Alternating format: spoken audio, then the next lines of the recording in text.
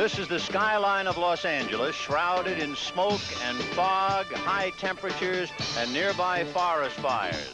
This is the Los Angeles Memorial Coliseum, approximately 50,000 in attendance, and the temperature on everybody's mind, as well as the game involving the San Francisco 49ers and the Los Angeles Rams. The temperature high atop the peristyle end, about 100 degrees. I'm Vin Scully along with George Allen. George, can the 49ers use the heat to their advantage? Yes, Vinny, I think they can. This is their biggest test. They've played 2 close ball games. The Rams are the best team they've faced to date. I think if they don't let the heat bother them, it's a plus for them. Anything that is against a team that's favored is a plus for the underdog. Well, the San Francisco 49ers lost the toss of the coin, and that means that Wersching will be kicking off to Los Angeles, and the deep man is Drew Hill, number 87. On his left would be Elvis Peacock, and on his right, Jim Jodan. So Wersching gets his kickoff, and we're underway whether or not. And it'll be Drew Hill coming out of the goal line to the 10. And Saraceno pulls him down just short of the 15-yard line. So we'll take a look at the Rams as they will put it in play, 1st and 10 on their own 15. Pat Hayden at the quarter with Wendell Tyler and Cullen Bryant. Lauren McCutcheon is banged up, so Tyler his replacement. The boys who'll handle the football, Willie Miller, Ron Jesse, and the tight end Terry Nelson. Up front, France and Williams, Saul, Hara, and Slater. The fine offensive line of the Rams. The Rams have been troubled. They've scored only 1 offensive touchdown. That was in the first quarter against Oakland, a game they lost. Play action fake to Wendell Tyler, and the pass intercepted by Gerard Williams, and Williams is hit and goes out of bounds inside the 15 at the 13-yard line. And George, there's a big break. Well, you know, I just finished telling some 49ers that I like Gerard Williams. He played for me in Washington. He's a good athlete. He's got some size. I knew the Rams were going to come out throwing early. Big play. He almost scored on it. Let's watch. See if he goes out of bounds. It was the big man who gave him the nudge there. Cullen Bryant came over to just get 1 foot out of bounds. Why would the Rams come out throwing on their own 13-yard line? They feel the 49ers can't rush the passer, and they don't respect the 49ers secondary. Well, we'll take a look now and see what Steve DeBerg does. 1st and 10 on the Ram 13-yard line, and it is O.J. Simpson trying to get outside, and O.J. is going to go out of bounds at the 11-yard line. Nolan Cromwell finally making the tackle. Now, Benny, here's something right here. When you get this field position, you've got to come away with 7 points. You can't kick a field goal. Sure, you want the 3 points, but when you get this against a strong team like the Rams, you got to get a touchdown. Bill Walsh employing O.J. on the first play. Simpson playing in his 3rd game here as a professional. He's never had a 100-yard game here. His highest rushing 83. He's in the backfield with number 40, Wilbur Jackson. So it's 2nd and 8 on the Ram 11. DeBerg to O.J. with Randy Cross blocking. O.J. out of bounds at the 5.5-yard line. And Randy Cross, number 51, leading the block. He's another boy from around these quarters. There goes O.J. Well, they're running to the tight end side. Vinny, I don't think that they can run successfully against this Ram defense. I think their game plan is going to be run just enough to have the Rams worry about the run. They're going to have to throw, play action passes, and quick passes. 3rd and 2, the ball is on the Ram 5-yard line, and as George Allen just said, the 49ers want 7. They don't want to settle for a field goal. Francis is in there now with O.J., and it's Francis straight ahead inside the 5, down to about the 3-yard line, and it is very close as to whether he made the first down or not, depending upon where they stop it.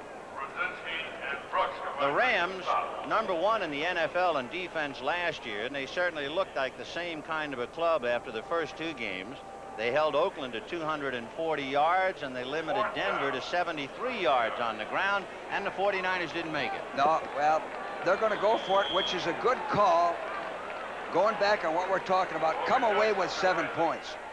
So it is 4th and 1 on the Ram 3, and Bill Walsh, who gambled early against Minnesota, gambled against Dallas, and now he is going against the hard noses of the Rams. Jackson and O.J., and it's O.J. fumbling in the end zone, a flag on the play, and Pat Thomas recovers it in the end zone, but let's wait about the flag. Offside is the preliminary signal against the Rams, I believe. So let's take a look and see if we can figure it out. From this angle, you can. Usually what it is, Vinny, is somebody lines up offside. They're not charging offside. They line up prior to the snap offside. So there's two big breaks. Number 53 on the defense. First down. There you got it, George. It's Jim Youngblood and Ray Malavasi disturbed now because it's a 1st and goal. The ball is on the Ram 2. So 2 big mistakes. First, the interception by Gerard Williams, and now the offside. I like my backs to have 2 hands on the ball right in there. 2 hands on that football. No mistakes. Francis and O.J. Play action fake to O.J. All alone, but he's out of the end zone is Bob Brewer, the tight end. Brewer just ran out of real estate down there. They had him covered. He was covered. Here it is. Here's the play action pass again. DeBerg did the right thing. He actually threw the ball out of the end zone. So if it's intercepted, receiver had no chance. So it'll be 2nd and goal from the 2 for San Francisco. Bill Walsh trying to come up with a touchdown. Gerard Williams intercepting a Pat Hayden pass for the first big break of the day. 2nd and goal from the 2, and it is Wilbur Jackson hit by Dave Elmendorf, and he crossed the plane of the goal line for a touchdown. Boy, that was close. There was a kind of delayed call on that one. You'll see Dave Elmendorf, 42, hit him, and here comes Wilbur Jackson. There's number 40. There's Elmendorf trying to keep him back. Yeah. Reynolds came up to hold him off, but he couldn't do it. Good play. He kept driving and put it over. Wilbur Jackson, who was the Rookie of the Year in the NFL, missed 1978 out with a knee injury, and he punches it over. So San Francisco leading 6-0. The hold out of Montana, the kick by Wershing. The spot, the kick. It is good. Line drive kick. 13 minutes and 51 seconds left to go in the first quarter. San Francisco leading on a break, 7-0.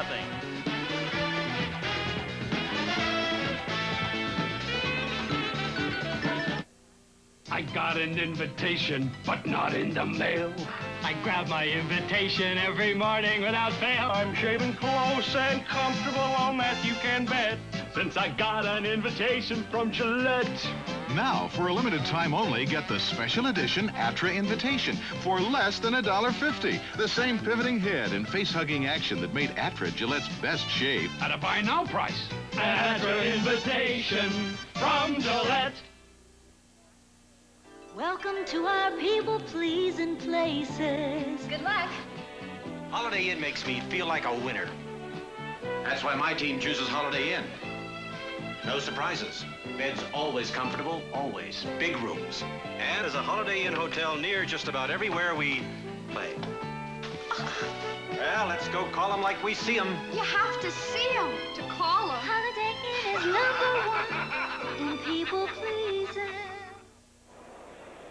And our thanks to the Rams and the Coliseum for the welcome. Now, as the 49ers, Ray Wershing tees it up at the 35 to kick off. Drew Hill, the little quick back from Georgia Tech, standing on the Ram 1-yard line. And the kick will carry to Drew Hill on the 2. To the 10, and buried. What a hit. Was he hit? The man who hit him is Schumann, the linebacker, and did he ever deck him? That's Big Schumann, Ron Schumann out of Wichita State. Watch him get the lick in on Drew Hill right there. Wonder he didn't fumble on that. Hill's only 170 He did fumble. He did fumble, late fumble. But the whistle called as soon as he was hit. So Hayden had it 1st and 10 on his own 15 and threw an interception. And the second time he has it 1st and 10 on the Ram 15. It took the 49ers 5 plays to go 13 yards and a little over a minute to score. Ron Jesse is wide right. Willie Miller is wide left. Terry Nelson, the tight end, on the right side. And here comes Wendell Tyler with Dennis Harrah leading. Dragged down by Scott Hilton, and there's a flag on the play. We'll take a look. San Francisco with Archie Reese, Ted Vincent, Jimmy Webb, and Cedric Hartman up front. They have not had much of a pass rush so far. The linebackers are Hilton, Buns, and Harper. At the corners, Charles Cornelius for the injured Melville Morgan, and that could be a dangerous experiment. Gerard Williams at the right corner already picked one off. Strong safety is Tim Gray, and the free safety, Tony Dungy. Now the call.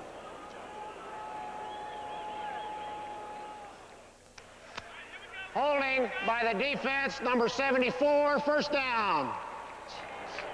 So holding charge against San Francisco, and an automatic first down. The Rams move the ball now to the 21-yard line. And Hayden brings them out with the 49ers leading 7-0.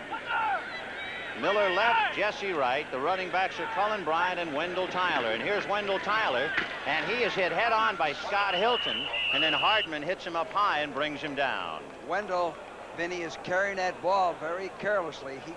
He has a tendency not to put the ball away. We might watch that as the game goes along. I always used to try to force him to put the ball in his armpit and his hand over the nose of the ball, but he waves it around. Look at there. See that? He doesn't have his nose over that ball. And the all-time rusher in UCLA history picks up 2. So it's 2nd and 8 from the 23. Hayden to Tyler again, and Hilton has him at the ankle, slows him down as he falls across the 25-yard line. Wendell Tyler, coming off knee surgery. He was a 3rd-round draft choice in '77. And we said the all-time rusher out of UCLA. There's quite a local favor here. Yes. With Wendell Tyler, the ex-UCLA, O.J. from SC, just to name a couple. So it is 3rd and 6. Figure Pat goes to the air, George. He has to go to the air there. They got their nickel personnel in on offense. Another wide receiver. And they go slot left with Jesse inside Miller. Preston Denard is wide right. Hayden is looking over the middle. Scrambling, a flag on the play. Hayden throwing down the right side to Jesse, broken up by Tim Gray. But there's a flag on the play, back on the Ram 17-yard line. Ron Jesse was out in the open, but a holding penalty against the Rams, trying to buy time for Hayden. That's what usually happens, Vinny, when a quarterback runs around. It's difficult for a lineman to block for him, and he has to end up holding him. And by the way, not a bad rush by the defensive line. That's for the 49ers. going to be interesting today. Good point. Penalty is declined. It's 4th down. Can the 49ers rush Hayden today? It's going to be a big factor in this ball game. So the Ram offense coming off, and Ken Clark out of St. Mary's in Nova Scotia. He spent 3 years in the Canadian League. He's averaged 38.5. He's had 1 blocked, and it cost him the game against Oakland. He'll be kicking from the 15 and angling it to the right side, and Freddie Solomon at the 35 to the 45, grabbed and knocked down at about the 48-yard line. Osteen made the first contact along with Eddie Brown. Well, Vinny, his hang time on that kick was 3.2, a line drive. 49ers have great field position. So with 12 minutes and 1 second left to go in the first quarter, the surprising 49ers lead the Rams 7-0. If you suffer with athlete's foot, you should know what these students helped us confirm here at the University of New Mexico in a major clinical study. Proof that nothing is more effective than Desenex for treatment of athlete's foot. We use students with sore, itching athlete's foot to test Desenex against the 2 other leading brands. Results? Scientific evidence that short of a prescription, nothing is better than the medicines in Desenex. Nothing. So if you've got athlete's foot, don't blame Desenex. Connie, what's this? It's Bill's new antiperspirant. Cute, but are you sure? This spray helps keep you dry, but it goes on over 40% drier. Hey, it does feel different. It's drier. Come on, what is it? Take the label off and find out. New Improved Sure. Terrific. Now I can start out feeling even drier. Uh-huh. It's a whole new feeling of dryness. You can say that again. It's a whole new feeling of dryness. Try New Improved Sure. It's a whole new feeling of dryness. Wednesday, Susan St. James and Mike Farrell in a comedy movie about single parents and their search for that new perfect relationship. Sex and the Single Parent at 9, 8 Central and Mountain. Hollywood disappearing in the smoke. The fire in the Angeles forest way off to the right, shrouding the city. It is 1st and 10, 49ers on their own 48-yard line with Schumann on a wing right and now in motion. Freddie Solomon is over on the left side anyway. And here goes O.J. out into Ram territory, brought down at the 47-yard line. So O.J. brought down by Jack Reynolds. Well, that's a quick hitting play. We call it a swipe trap with motion. O.J. going straight ahead. That's the way to run against the Ram defense. They're so mobile, you aren't going to sweep them. Bob Farrell put a pretty good block on Jack Reynolds, but Reynolds slid off the block and made the tackle. 2nd and 5 on the Ram 47. Schumann right, Brewer a tight end along with Paul Seal. DeBerg gonna put it up, going down the right side to Schumann, who is hit inside the 40-yard line and knocked back. Pat Thomas coming up to hit him, and so they'll pick up a 1st down to keep it moving. A good call because it's a quick pass. DeBerg sets up, watch him. 1, 2, 3, 4, 5. 5 short steps, difficult to rush, and a stop pattern, a hook pattern, which is difficult to defend.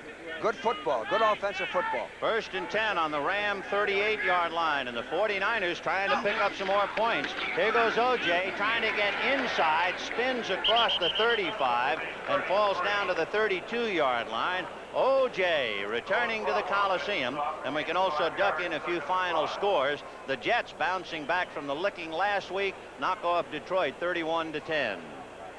And Philadelphia defeating New Orleans 26-14, a final. New England beat Cincinnati 20-14. Tough game coming off the one-sided game they played last week. So it is 2nd down, 2nd and 5. The ball on the 33, and it's Wilbur Jackson inside the 30, and he might have a 1st down. If not, he's only inches short of it.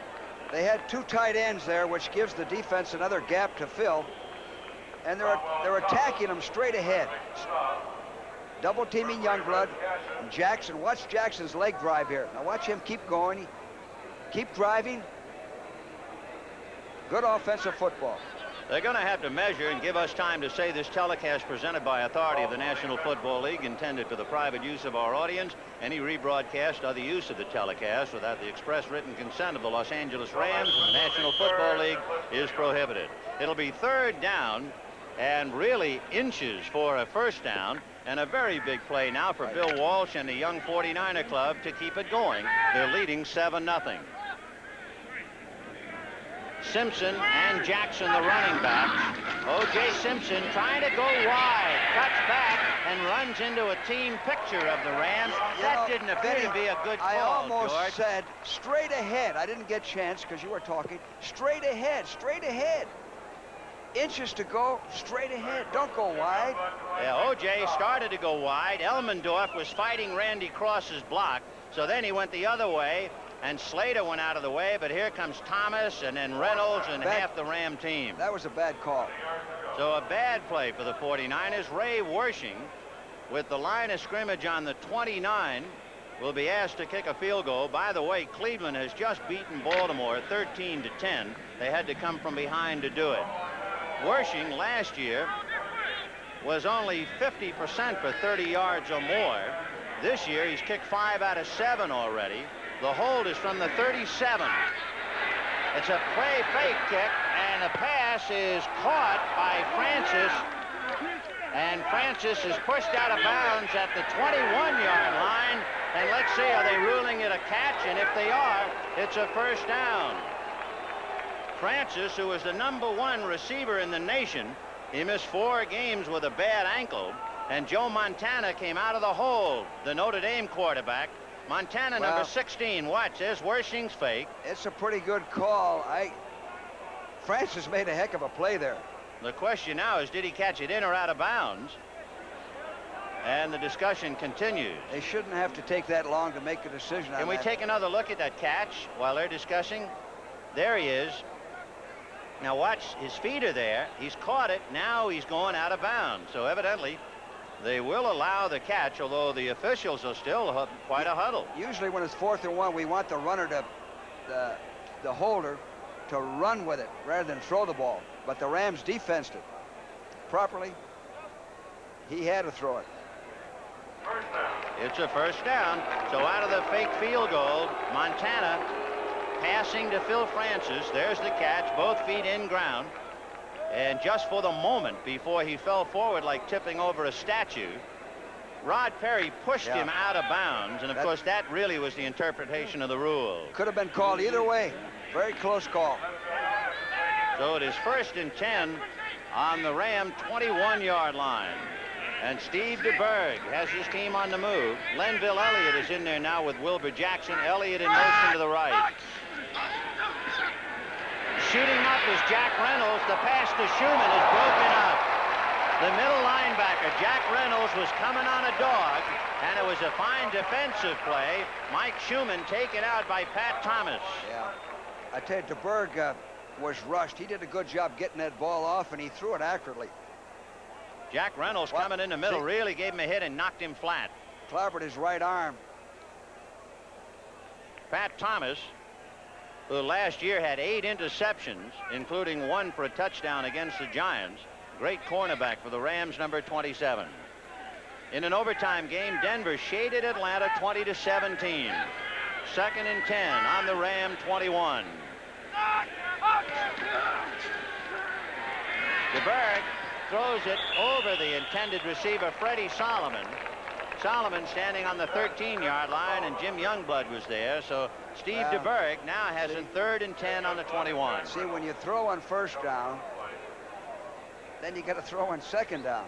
And I thought they're moving the ball pretty good on the ground, mixing it up, and they're getting closer, so Wershing doesn't have to kick a long field goal. You know, Steve DeBerg came into the game leading the NFC with a 64% completion percentage. Last year, he ranked 13th out of 14 passes. Big challenge now. 3rd and 10 from the 21 of the Rams. Nickel defense for the Rams. Jackson comes up. O.J. is deep. O.J. on a draw. And O.J. inside the 15-yard line. But he still had another 4 yards to go for a first down. So Ray Wershing is getting ready to come in for the field goal. That was an audible, Benny. They read the dog. The Rams dog blitz. They audibleized. Good call. So the ball on the Ram 15-yard line where it is 4th and 4. And Ray Wershing, who had that fake field goal attempt that eventually went for the first down, will now try to kick it. He's 5 out of 7. His longest is 44. The spot will be at the 22, so it'll be a 32-yard field goal attempt, and it is good. So with 8 minutes and 10 seconds left to go in the first quarter, the San Francisco 49ers, not dismayed by the heat or the smog or the smoke or the Rams, and they're leading 10-0.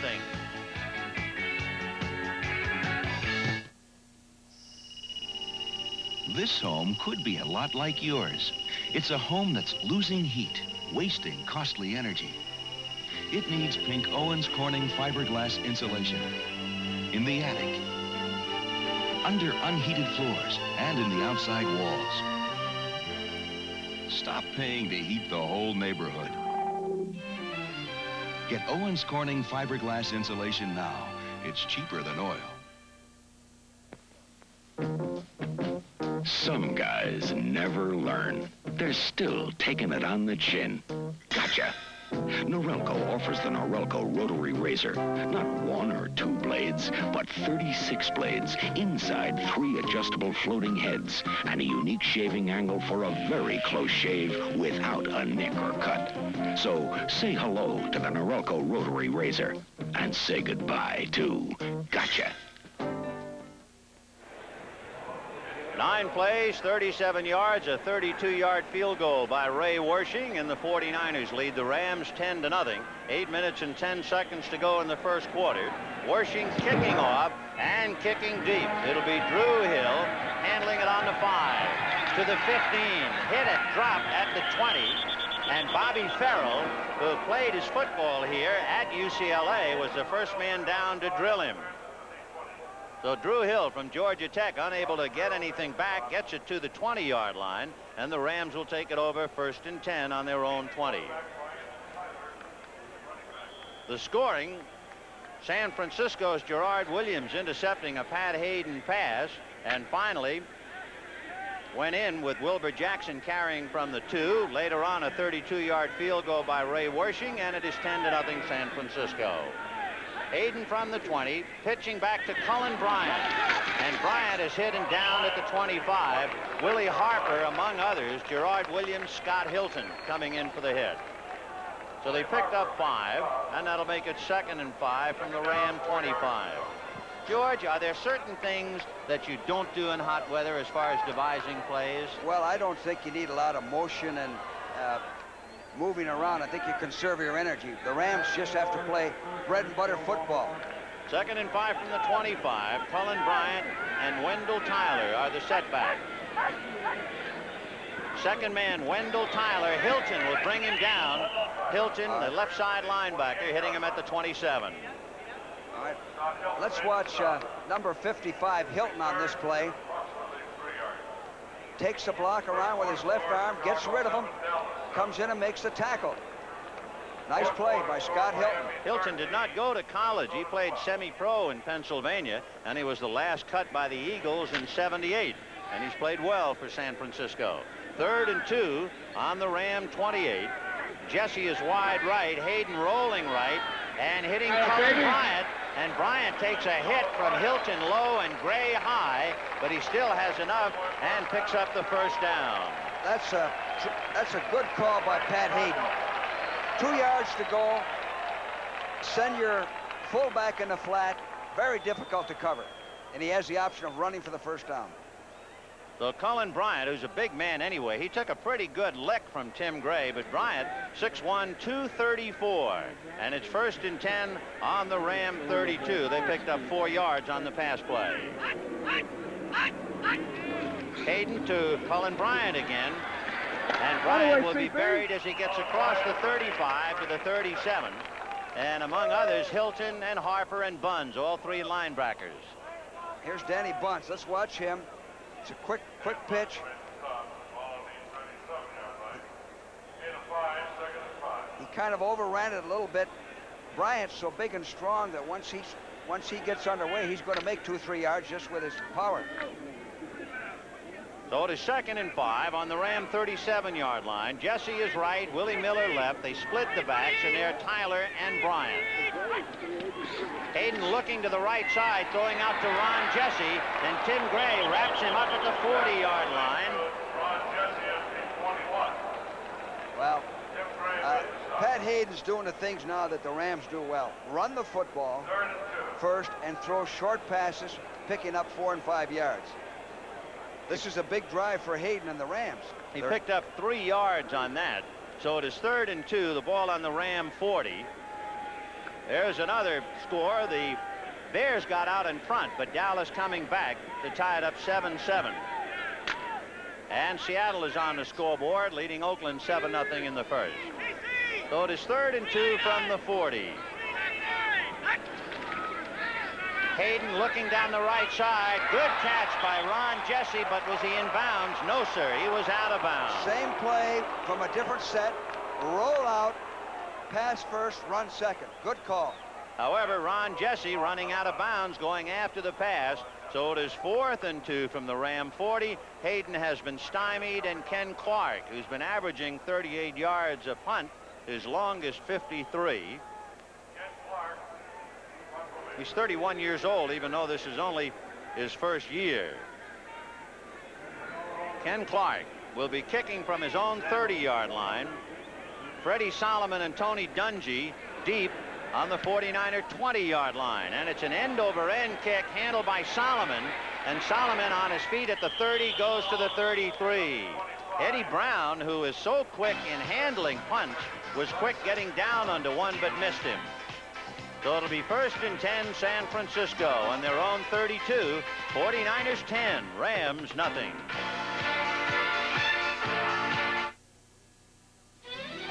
Weekends were made for Michelob. Weekends were made for special friends. It's the time to have that smooth and mellow beer. It's Michelob. Every weekend is really a little vacation at the end of the week. And doesn't that call for Michelob? Weekends were made for Michelob. Yeah. Honey, is this homeowner's insurance high?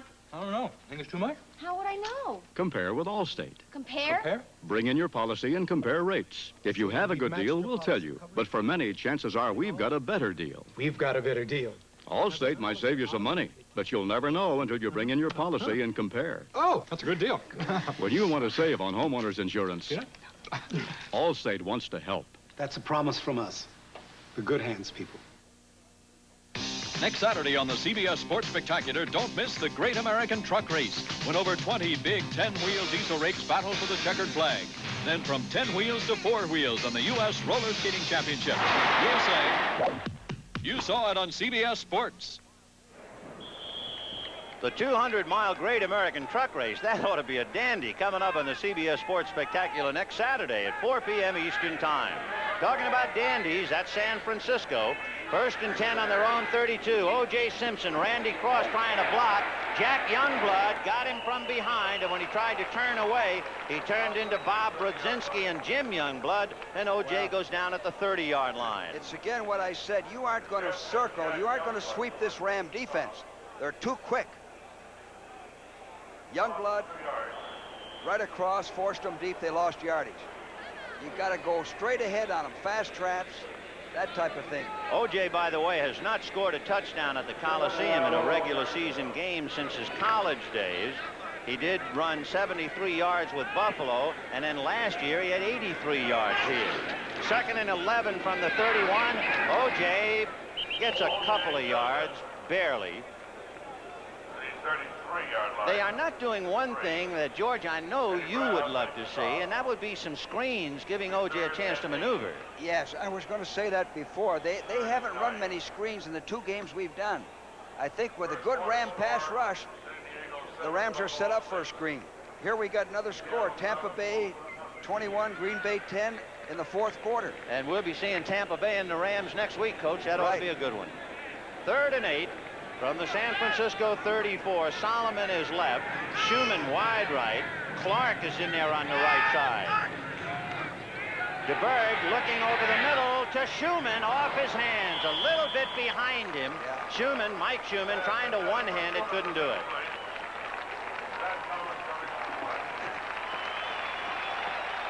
So the Rams stiffen and the 49ers will have to punt. Here's a matchup between Fred Dreyer, 89, and Singleton, the offensive left tackle. Dreyer's an outside rusher, quick, comes around him, but Singleton has done his job. Pushed him outside. And now Dan Melville, who's averaged 41 yards so far in his 2 games, the rookie out of California. He'll be kicking from his own 23-yard line. Harper in there to block for him, and a good kick handed by Eddie Brown at the 23. And Brown is to the 40 and upended by Phil Francis, but there might be a foul on the play. There's a clip. There's a flag. So Eddie Brown being congratulated there for a moment by Gerard Williams as he comes off the field. Don't forget Monday night on CBS. What a lineup. The White Shadow, everybody's favorite MASH, WKRP in Cincinnati, and finally Lou Grant.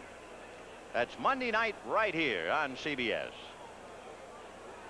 Red Cashin is the referee.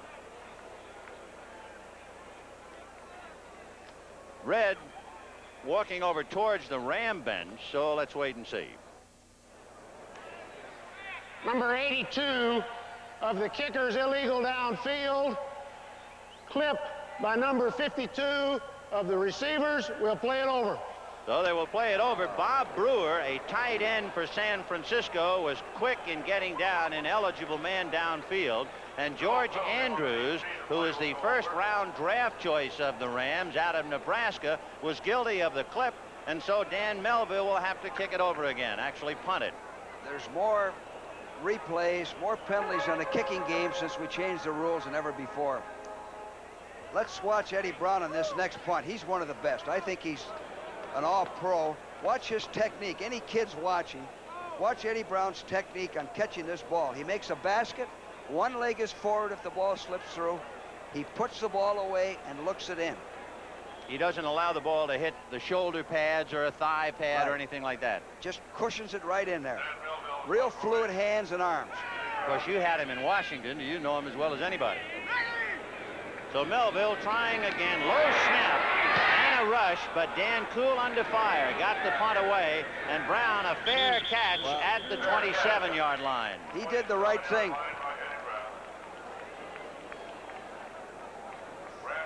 Fair catch. He puts his hand up a little bit. The ball was sailing. Tough catch. 1st and 10 on the Ram 27. There it is again. So the Rams, who have not been able to really do very much, they had a 3rd and 2 on their own 40 when Jesse went out of bounds on the pass and had to give up the ball. Will put it in play on their own 27, 1st and 10. Bryant and Tyler, Miller in motion, and Jesse on the right side. Wendell Tyler out to the 30-yard line. And, Coach, I tell you, he dares you to take the ball away from him. If we can see this again, the Rams use motion to change the strength of the formation. Watch Tyler wave that ball around. You know, when he played at UCLA, he played with a broken wrist, and he feels that's why he was a fumbler. But look at this. Now, look at that. Anybody that goes for that ball or his elbow is going to get a fumble. Ted Vincent out of Wichita State falling on him. 2nd and 7 from the 30-yard line. 348! 348! Hayden looking right and springing it out to Tyler. They set up a little screen for him, but he goes nowhere. Gerard Williams came up along with Willie Harper and made a good play. Willie Harper is playing great football in the games we've covered. Watch him come across and turn this in, and then make a good hit on him, and good pursuit by 86, Hardiman. 49ers are playing great defense right now. So it is 3rd and 7 on the Ram 30. And Hayden needs a big play. He's down 10-0. 2 minutes and 5 seconds left to go in the 1st quarter. Jesse goes right with Willie Miller in a slot right. Preston Denard all alone on the left side. Hayden under a rush. Got away from Dwayne Board, but Board came back and got him a second time. Now, Dwayne Board has helped this football team. Dwayne Board is more active than Reuben Vaughn. Dwayne Board's played good football the last couple of games. Hayden is a little bit dizzy. He's hurt there a little bit. Dwayne Board, a 5th-round draft choice by Pittsburgh, who runs the 40 in a little over 5, is 6'4" and 241. And even though he missed Hayden with the first shot, he came back and got him. And that's the secret, Vinny. Keep coming. Don't stop. Keep coming. So it is 4th and 20 on that big play by Dwayne Board. And Ken Clark will have to kick from his own 5-yard line, and he gets it away. Freddie Solomon at the 45. Now to midfield and fumbles. And the ball goes out of bounds, even though Osteen had a chance for it. And Osteen is furious because that ball bounced right between his hands. You know, Clark's punt, again, was a line drive. He had a 2.9 hang time. He's not kicking well. He's hurrying himself. Yet, Freddie Solomon shot-putted that ball. 49ers are getting a couple of good breaks. They sure are, and they have the ball 1st and 10 now on the San Francisco, on the Ram 43-yard line. Let's see what their strategy is here. It'll be very interesting. Ken McAfee, the tight end on the left side. Paul Seal, the tight end on the right side. And Brewer, so they have 3 tight ends in there. Jackson and Simpson, the running back. And it's O.J. trying to go outside. And Elmendorf and Brzezinski chase him, and they're sure going the wrong way. Denny, I just don't think you can get outside in that Ram defense. Now, they might get outside with a guy like Owens, someone like that, who's a racehorse. Their chance in the running game is suckers, draws, straight ahead, then play-action passing, and a little drop-back passing. Let me ask you something. What can you build off sending O.J. wide? Do you have any alternative now to lead the Rams anyway? Not too much.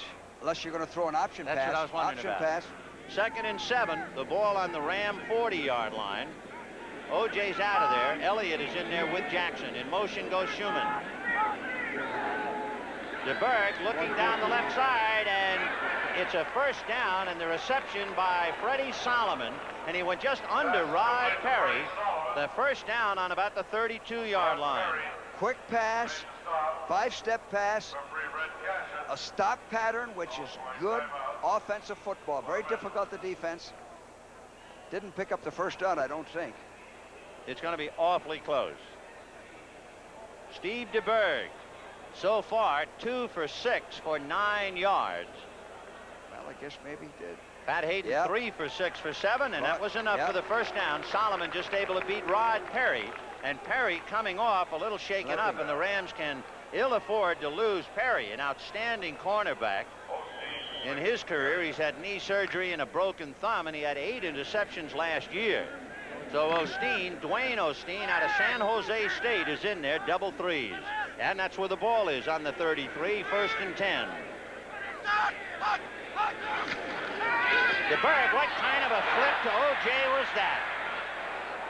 The 49ers come up with a very strange give-off. I tell you what, the 49ers, this series, if the 49ers can score in here, a touchdown, not a field goal, they should realize right here this could be the ball game for them. You know, Coach, DeBerg made a drop as if he was a left-handed passer. Yeah, I think they fouled up on that play. Oh, yeah. There's a mix-up there.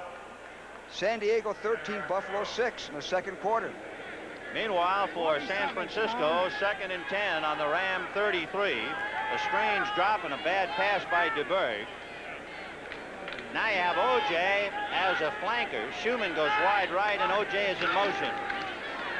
DeBerg has got his man just shy of the 20-yard line, and that's Freddie Solomon again. Vinny, another stop pattern. See, they're easy to throw, they're quick passes, and they're tough to defense. And it's a first down. They'll spot the ball on the Ram 21, so he picked up 12 now, and DeBerg has them moving easily. Yes, I like what DeBerg's doing. They just got to keep doing that now. This is a vital series for them. If they want to stage an upset today, if they get a touchdown here, the Rams are in trouble. I'll tell you, it's 10-0 San Francisco with 3 seconds to go in the first quarter. And there goes the gun for the first quarter. So the word goes around the National Football League. San Francisco up to its old tricks against Minnesota, against Dallas, and they're doing it here in the Coliseum. On a field goal and a touchdown, the 49ers 10 and the Rams nothing.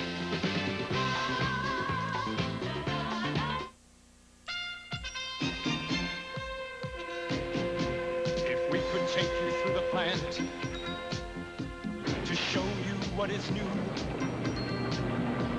and let you see what's going on and watch the things we do. If you could see the cars and trucks we're working on for you, you'd say incredible. Ford, that's incredible. If you knew how much money we're spending every day for factories and people to help us find the way. If you could see tomorrow the way it looks to us today, you'd say incredible.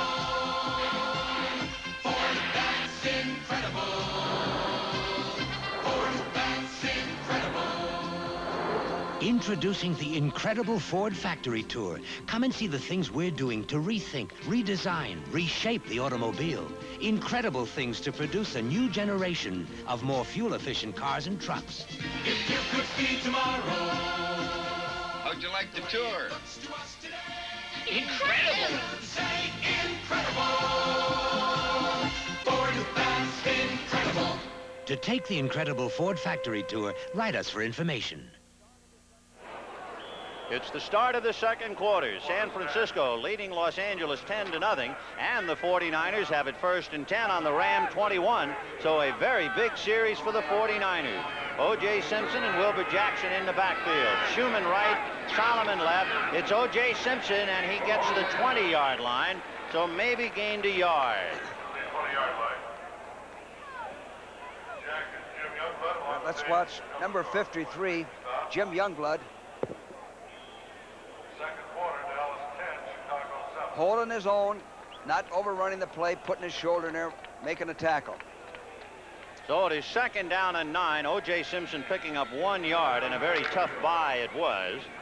You have Mike Schumann going wide right. Solomon is left. Paul Seal is the tight end on the right side. Simpson and Jackson back at DeBerg.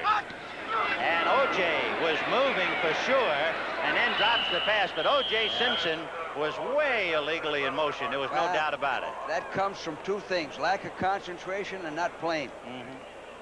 Meanwhile, we can duck in a score. Tampa Bay leading Green Bay 21-10 in the 4th. And Houston leading Kansas City 20-6 in the 4th. You can't make mistakes, offensive mistakes in this area. Red Cashin for the pronouncement. Illegal motion, number 32 on the offense. Penalty is declined. It's 3rd down. So 3rd and 9. On this abortive pass play, O.J. dropped it for good measure. And you can see the flag. He was in motion long before the play. And Nolan Cromwell right there to ride herd on him. Nickel defense for the Rams. Eddie Brown is in. 3rd and 9 on the 20. The Niners go slot left. Schumann inside Solomon. And the Rams were moving. DeBerg going deep in the corner, and it is knocked down by Elmendorf. But there was a lot of motion in the line, and we'll see if the Rams were offside or if the 49ers drew them off. DeBerg's cadence drew the Rams off. It looked like he went quick, and then he hesitated. They've been going on a quick count. He went on about a 3 count that time. That would be a feather in DeBerg's hat to pull this veteran defensive forward wall offside. And Red Cashin ready to march off the 5 against the Rams. Jackson had that ball for a moment. Watch right here. Lost it. So it'll be 3rd and 4. 89 and number 85 of the defense. So Dreyer and Youngblood, Jack Youngblood, were offside. 3rd and 4. The ball on the Ram 15-yard line. Benny, your good pass rushers usually are offside like that. Dreyer and Youngblood, the 2 guys that are the quickest, usually get offside. Schumann wide right. Solomon goes left. McAfee, the tight end, and the blocking tight end on the right side. Lenville Elliott running into John Ayers and still got the 1st down, but fumbled, and the Rams recovered. Lenville Elliott had fought for the 1st down and coughed up the ball. Well, he was also carrying the ball loosely. And I said this was a critical series for the 49ers. Pat Thomas is the man who recovered it. Elliott did a heck of a job here fighting for the extra yards. They had poor ball handling on the play. See how the ball's kind of out there exposed? Now the helmet and the shoulder comes in and jars the ball loose. Big play for the Rams. Big play. The fumble by Lenville Elliott. The Rams recover. It is 10-0 San Francisco. I never worry about what brand name part my mechanic puts on my car. That doesn't make me a bad guy. I go to a professional mechanic I can trust, so I trust the parts he uses. He uses Mopar. It means nothing to me, but it means a lot to him. Mopar fits all American-made cars, foreign cars too, and they're used by professional mechanics all over the world. If the professional trusts Mopar, I trust Mopar. Does he make me happy? He makes it his business. Trust your car to Mopar. 217. Now boarding at Mark? Ann. It's been ages. Can I buy you? Allow me. 2 Michelob Lights. Michelob makes a light beer? Perfect. The good taste of Michelob Light. Don't just compare it to other light beers. Compare it to your regular beer. It's that good. You always did go first class. Your ticket to San Francisco. Thank you. San Francisco? You too? Good taste runs in the family. Big play. The fumble by Lenville Elliott. There's the loose pigskin. And in the right-hand side of your screen, here comes number 27, Pat Thomas, to recover for the Rams. The Rams have it 1st and 10 on their 9, and they move it out to about the 11-yard line. A pickup of 2, where it will be 2nd down and 8. Colin Bryan making the carry. Now what we have here, the Rams offense has to get going. They have to get out of the hole. The 49ers defense, their job is to make them punt. Don't give them a 1st down. Let them punt out of the end zone. The front four for San Francisco, Reese, Vincent, Webb, and Hardman. They've got to put the pressure on. 2nd and 8 from the 11.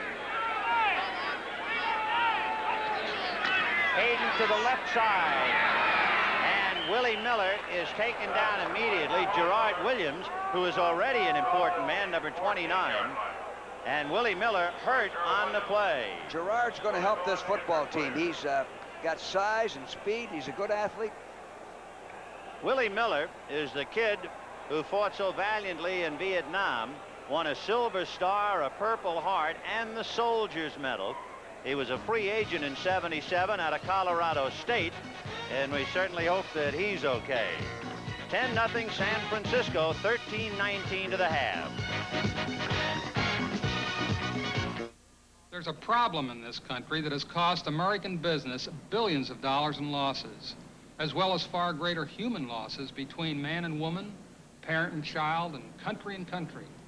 And that's the problem of people not knowing how to listen. And why should we? We haven't been taught. With all of the great education this country has to offer, we get no fundamental grounding in the thing most of us spend about half our time doing, listening. Well, as one of the world's major corporations, we at Sperry are doing something about it. We've set up extensive listening programs that Sperry employees worldwide can take part in. Sales representatives, computer engineers, and even the chairman of the board. These programs are making us better at dealing with each other. And when you do business with Sperry Univac or any of our other divisions, we think you'll find they're making us better at dealing with you. Sperry, we understand how important it is to listen. Next Saturday, see the 1979 Woodward Stakes live from Belmont Park. You'll say, you saw it on CBS Sports. This is something I never allowed my players to do, to sit on their helmets. If they're tired, they go down to one knee. The helmet is not made to sit on. They give Pat Thomas that choice since he just recovered the fumble.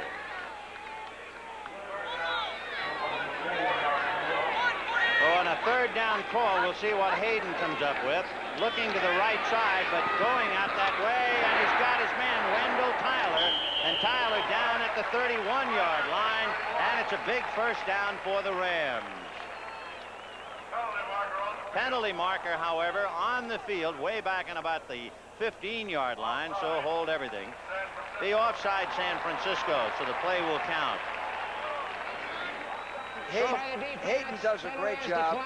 First down. Hayden does a great job of mixing his cadence.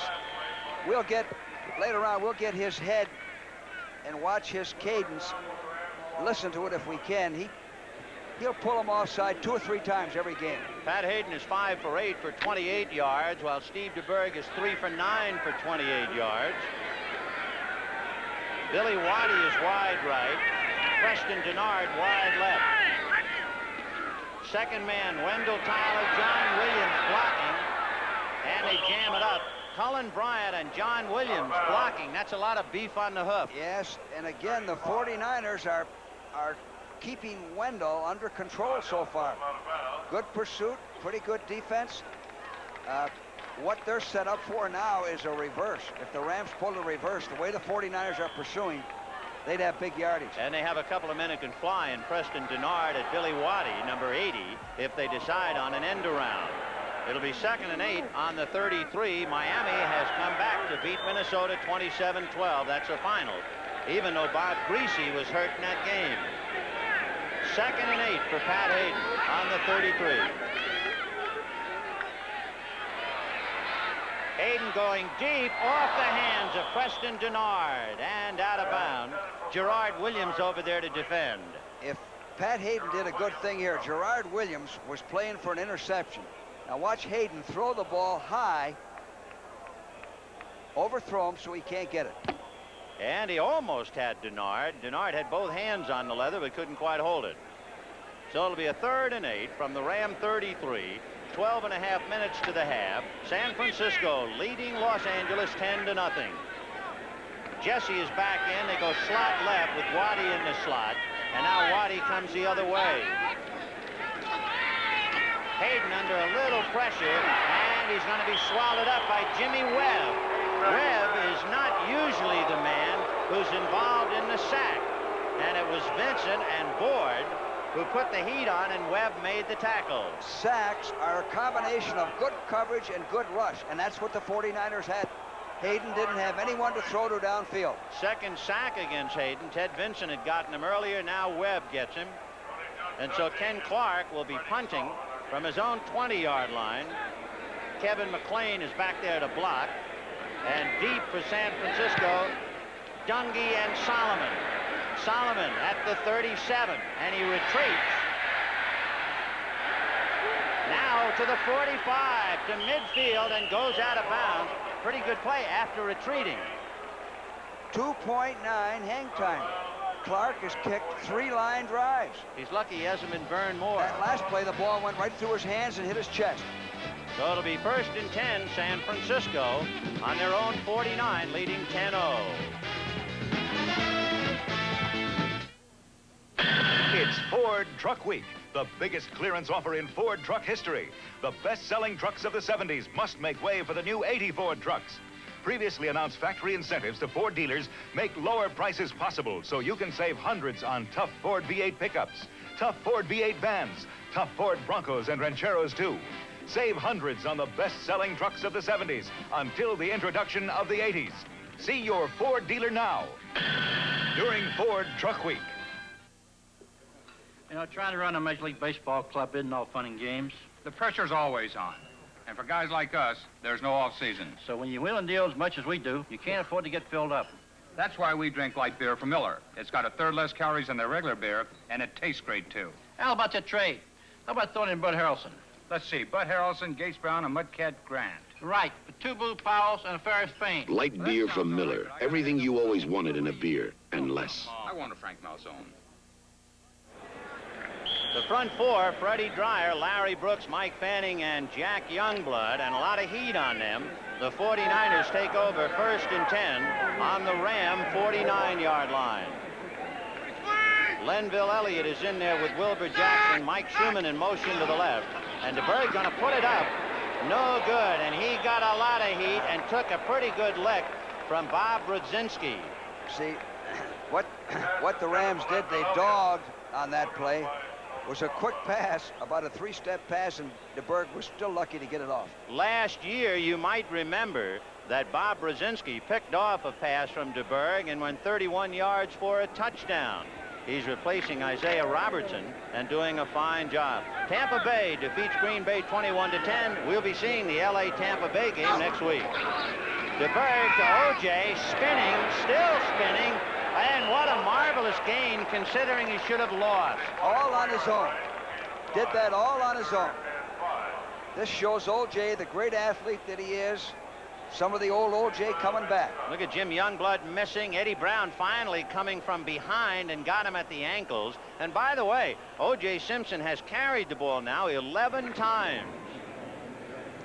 3rd and 5. The ball is on the Ram 44-yard line. San Francisco leading 10-0, 11:24 to the half. Solomon is left. Brewer is in a slot right inside Schumann. Jackson in motion to the right. And they flip to Jackson and they throw it out of state. Dave Elmendorf over there to defend. Actually, DeBerg didn't just lead him. He finally had to get rid of the ball, and some more good pressure that time by the Rams. The Rams defense is taking over now. The 49ers are wasting field opportunities, field position. It's going to catch up with them. They're leading 10-0, but it is reasonable to say they could lead at least 13-0 and maybe even 17-0 because Lenville Elliott fumbled on the Ram 9-yard line, or they might have had a 1st and goal. So Dan Melville will be punting from the San Francisco 45. Eddie Brown is deep, along with Sid Justin, number 31. And Melville angling for the side and doesn't get it. Kicks it to Justin, who fumbles, and San Francisco. Nope, hold everything. The ball's still loose. The indication now the Rams. It looked like a white shirt fell on it. And the man who came so close was Bob Brewer, number 82. There's the fumble by Sid Justin. Sid Justin shouldn't be back there. The ball gets away from Hill, And Brewer looked like he had it, and then it got away from Brewer. Brewer overran it, overslid it. 49ers should have had that ball. And Justin shouldn't be back there. So the Rams put it in play, 1st and 10 on their own 7. The last time they had the ball, it was on their own 9. Cullen Bryant. And he is scissored at the 10-yard line. Tony Dungy coming up from a strong safety to get in a look and bring him down. You know, Cullen Bryant's always making yardage. You very seldom see him hit for a loss. There's Tony Dungy. He's a free agent with Pittsburgh in '77 and the only free agent to make the team. Last year, he led the Steelers with 6 interceptions. He knows the ball. He has the feel for it. He was a quarterback in college at Minnesota. 2nd and 6 from the 11. Wendell Tyler with Bryant blocking. And it seemed like Tyler, in trying to make a cut, fell down in front of Doug France at the 10-yard line. They're stopping.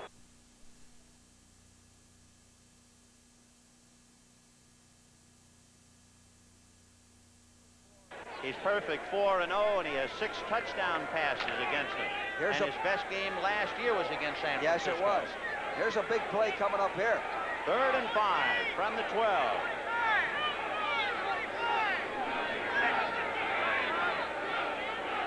Long count, and the 49ers might have been coming up and moving. Doug France, however, might have come out of his stance, and that's what it's going to be. He drew San Francisco off style. Well, Benny, the 49ers dictated to the Ram offense. They're dictating to him. Doug France came up, and of course he's a 5-year man out of Ohio State, 2 times in the Pro Bowl, all pro, and that's a big mistake for a big man. False start, number 77 on the offense. So it is 3rd and 9, and the ball is back on the Ram 8-yard line, and this is indeed a big play for Hayden now. Waddy is right, Denard is left. The pass for Waddy. And he is making the reception at the 27-yard line. A big play and a clutch first down. We said it was going to be a big play. It's a big play for the Rams. The 49ers stop them. Now they have great field position. Perfect throw and a fine catch. Look at that. Waddy right there. The pass just over the defender's head, and that's Charles Cornelius, who doesn't figure to play corner, and he's been burned. Vince Ferragamo, backup quarterback to Hayden, taking in things. 1st and 10 on the Ram 27. He's going to go deep after that first fake. Billy Waddy out of bounds. Out of bounds.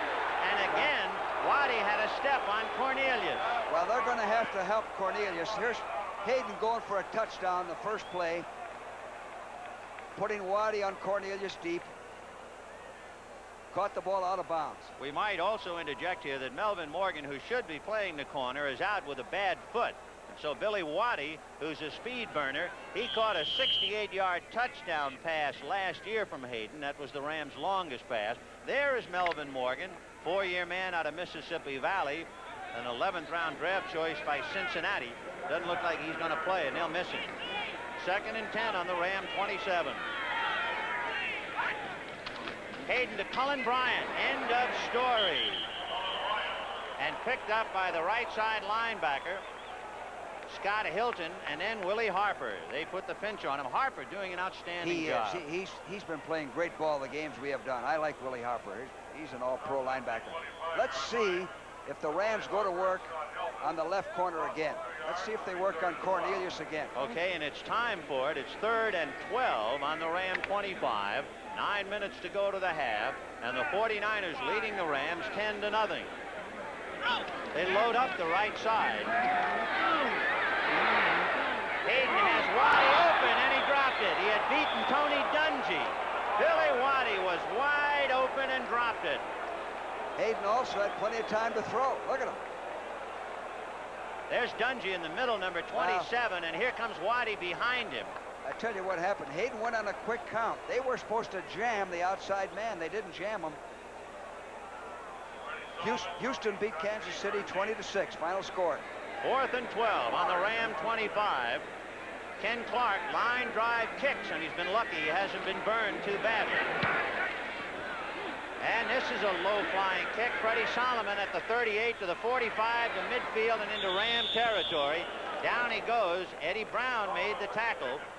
And the 49ers, again, in excellent field position, will have it 1st and 10 on the Ram 48 with San Francisco leading Los Angeles 10-0. Ladies and gentlemen, start your engines. Ladies and gentlemen, protect your engines. The same way 31 out of 35 of this year's Indy 500 drivers do in their everyday driving with Valvoline motor oil. Because stop-and-go driving can punish your engine as much as 500 miles of speedway driving can punish an IndyCar's engine. And Valvoline can take the heat, protects your engine, helps make it last. Ladies and gentlemen, protect your engines with Valvoline. It's not just for winning races. Can you name a life insurance company that gives you a discount just for being healthy? Guess. Allstate Life. My Allstate agent already gives me a discount on auto and homeowners insurance. Now with their new Healthy American plan, he's giving me a discount on life insurance. Because I don't smoke and I passed the Healthy American physical. What's that company again? Allstate Life. See your Allstate agent. Get in good hands for life. It's the World Series of Golf, September 29th and 30th. World-class players shoot it out for the title in the World Series of Golf. You'll say you saw it on CBS Sports. From the Firestone Country Club in Akron, Ohio, the World Series of Golf, September 29th and 30th. 1st and 10 on the Ram 49. San Francisco leading 10-0, 8:40 to the half. Elliott in motion to the left, and DeBerg's going to put it up. And low on a bounce intended for Freddie Solomon. Osteen and Reynolds were there anyway. And you know, DeBerg had him open, and he also had the protection that time. But he's been rushed the last couple of series, and he hurried himself. Bad news for the 49ers when you realize how fortunate they have been, how almost every break has gone their way, how their field position has been magnificent, and they're only leading 10-0. Right. Denny, that's exactly right. If they lose this ball game, it isn't going to be the plays at the end. It's going to be the failure to take advantage of this field position. So it is 2nd and 10 on the Ram 49. Simpson, the deep back behind Wilbur Jackson. O.J. going right. Tried to cut back and goes down just about at the line of scrimmage, maybe a yard. That's the 12th carry for Simpson, and he's averaging just about 3 yards a carry. That pitch to Simpson was a little bit behind him. He had to wait for it. So O.J. coming off the field as the back shuttle. 3rd and 9 on the 48 of the Rams. Temperature in the high 90s, but it does not feel quite as oppressive because there is a breeze, although perhaps not much down on the floor of the Coliseum. It was 97 degrees on the floor of the Coliseum at the start of the game. 3rd and 9 from the 48. DeBerg has his man, and it's Lenville Elliott at the 40. He had to get to about the 38, however, and Elliott a little hot, which is easy to get today. Not enough for the first down. That was a 3rd and 9. He missed by about 1.5 yards. Here's one you have to consider here a little bit. You got to think about this one. And Walsh gambles so much, it certainly wouldn't be a surprise if they went for the first down. It's 4th and 1. You're ahead. 7:27 to the half. A lot of time. That's it. Take time out. Think it over. Talk it over. Don't just run something because it's a vital call right here. Which, by the way, is interesting to point out with all the heat, humidity, smog, and what have you. That's the first timeout we've had. A play that's a good offensive play in this situation is a rollout with the option of running or passing. Pick up the 1 yard. But DeBerg is not that agile. Well, they have a minute to come up with the winning play, and we've got 60 minutes. Big Sunday here on CBS.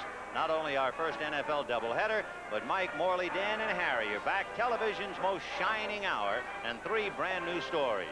You certainly won't want to miss the season premiere of the most watched broadcast of its kind in television.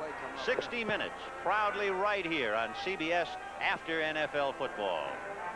The crowd in the high 50s, about 55,000, I believe, tickets were sold. Whether that many came out or not remains to be seen.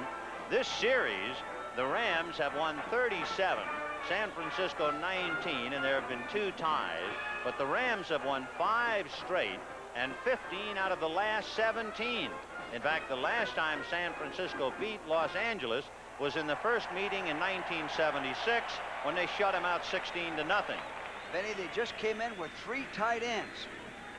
That's run or play action. Run the football or play action. So with 3 tight ends, that means Brewer, Seal, and McAfee. Let's see the play. It's going to be Lenville Elliott, and he's not going to make it. No way. So Lenville Elliott tried to go outside. Jim Youngblood strung out the play and brought him down. And the 49ers really have to rue the fact that they've been unable to cash in so many big mistakes. I don't like that play. I don't think he can run wide. I think Elliott's a fine back, but I don't think he has the speed to go wide on this Ram defense. Very few people do. In fact, you mentioned that you felt San Francisco was on a treadmill going the wrong way with O.J. Simpson going wide. You aren't going to sweep a good defense like the Rams. Lawrence McCutcheon, number 30, makes his first appearance of the day with Elvis Peacock. Denard is left. Waddy is right. And he's buried on a safety blitz, and make it the linebacker, Willie Harper, who came in. So it was Harper, number 59, on the blitz, and the 3rd sack for San Francisco. They were very lucky on that. They called a safety blitz. Pat had a play action. Nobody picked him up. Big play. Dropped him at the 31, so it'll be 2nd and 20. What do you got on that San Diego-Buffalo game, George? Halftime score, San Diego 13, Buffalo 12. Vin Scully along with George Allen from the Coliseum. 2nd and 20 for the Rams on their own 31. So Hayden has a lot of yardage to get. Whistles and a flag, and let's see.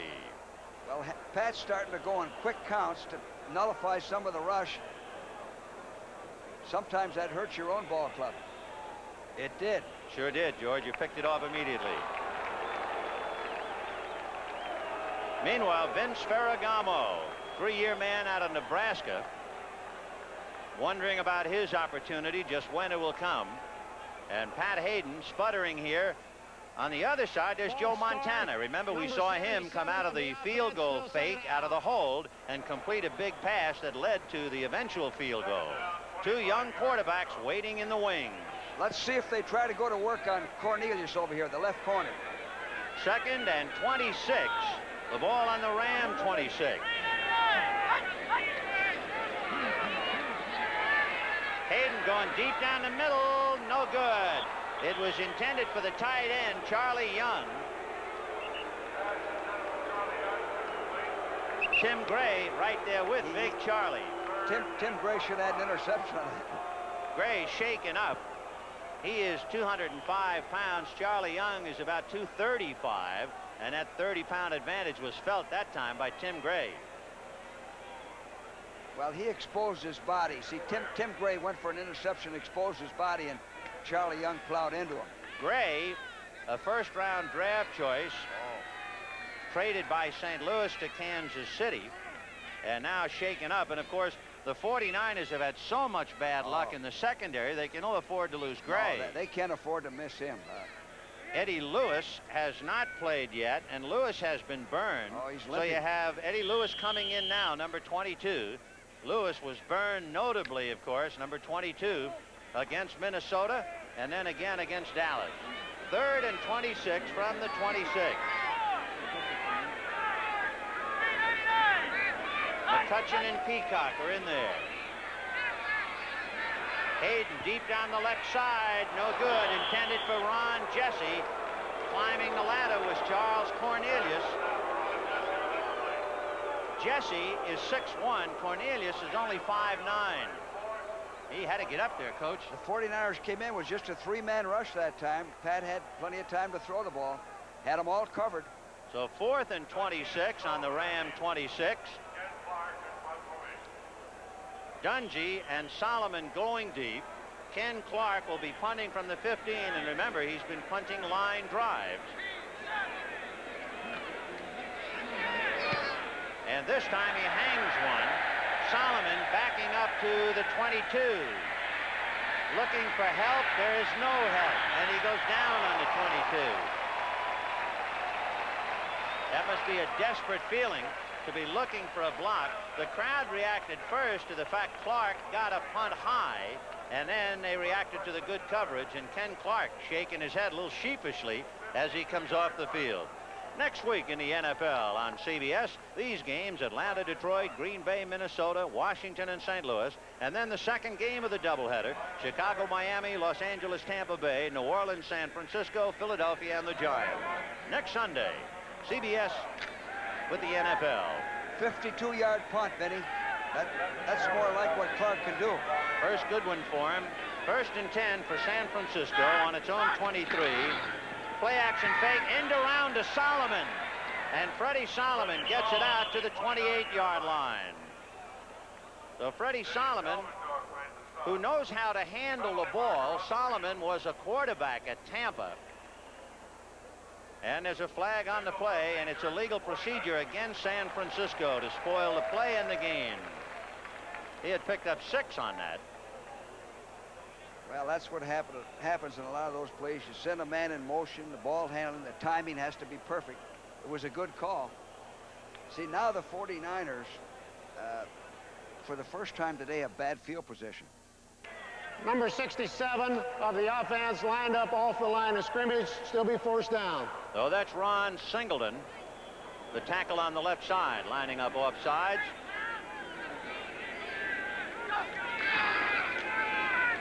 And they're going to stack up that running play across the 20-yard line. There's Ron Singleton, number 67, trying to take out Freddie Dreyer. Yeah, here's Singleton working on Dreyer. Dreyer is light and gets a little criticism that he gets bounced around, but he still holds his own and piles the play up. They only made a couple of yards. 2nd and 12 on the San Francisco 21-yard line. The Rams have never had the ball in what you would call good field position, but if the defense holds, they might finally get their first shot at the 49er goal line. 2nd and 12 on the 21. DeBerg to Lenville Elliott, who is knocked out of bounds. It was one-on-one with Bob Brzezinski, and he goes out of bounds at the 26-yard line. They picked up 5, so it'll be 3rd and 7. Big game in the great indoors with Dallas leading Chicago 10-7 at halftime. The Bears were first on the scoreboard. Then Dallas came back to tie, and now they forged ahead. Well, it's not completely indoors in Dallas. Let's say they have a hole in the roof. Bill Walsh with his young 49er team leading 10-0, but they have blown opportunities to make it even bigger. 3rd and 7. DeBerg to Lenville Elliott, and Larry Brooks swallowed him up immediately. Big number 90 just dropped on him at 6'3", 255, coming back from knee surgery. Larry Brooks makes the important stop. Larry can do 2 things. He can play the run and still rush the passer. You're not going to fool him in the middle too much. Now the Rams will have field position for the first time. And they're going to turn a terrier loose with Eddie Brown, the veteran punt man. He'll be around his own 40-yard line. There's Eddie. Dan Melville will be doing the punting, and Melville has done 1. He'll be kicking from about his own 15. The Rams are coming, but he got it away. Eddie Brown, a fair catch at the 40, then make it about the 37-yard line where they'll spot it. And the crowd booing Brown. Well, the reason Eddie signaled for a fair catch is the Rams tried to block that punt. They had everybody up, and usually that's the smart thing to do. Now, Eddie might have had a little time, and you see that? They didn't get in. Everybody up. Pat Thomas almost got in. He's on the ground. He came in from the left side. Preston Denard came in on the right side. But Eddie Brown, since he didn't have any blocking, wisely calling the fair catch with 5 minutes to the half, and the Rams putting it in play. 1st and 10 on their own 37. Waddy is wide right and Denard left. Peacock will carry behind John Williams. And Peacock gets almost to midfield, out to the 49, a pickup of 12 and a first down. Elvis Peacock, the first-round draft choice last year out of Oklahoma. He had knee surgery following an injury in the 3rd preseason game. And at Oklahoma, he scored 29 touchdowns and carried for an average of over 6 yards a carry, so look out for him. Hayden's going on quick counts, which is kind of offsetting the 49ers. Again. And here goes Peacock again. And he's into San Francisco territory, pulled down at the 47-yard line. Elvis Peacock is playing with Lawrence McCutcheon hurt. McCutcheon's in there. Yeah, he's been in and out of there as McCutcheon didn't figure to play very much. He has a hamstring and a bad leg. He didn't start. It was Cullen Bryant and Wendell Tyler. Now it's McCutcheon and Elvis Peacock, although we don't expect McCutcheon to do much carrying. 2nd and 6 from the San Francisco 47. 10-0 San Francisco, 3:47 to the half. Peacock is at the end of that little screen. And he's going to be dragged down inside the 40-yard line. So Elvis Peacock, they've been waiting for him to get some action, and now he's getting it. Well, they got a drive going now. This is good football. 49ers are rushing pretty well. That's one of the things we talked about, their pass rush against that Ram offensive line. They're putting pressure on Hayden. So it's 1st and 10 on the San Francisco 38-yard line as Elvis Peacock has suddenly given the Rams a big boost. 3 minutes to the half.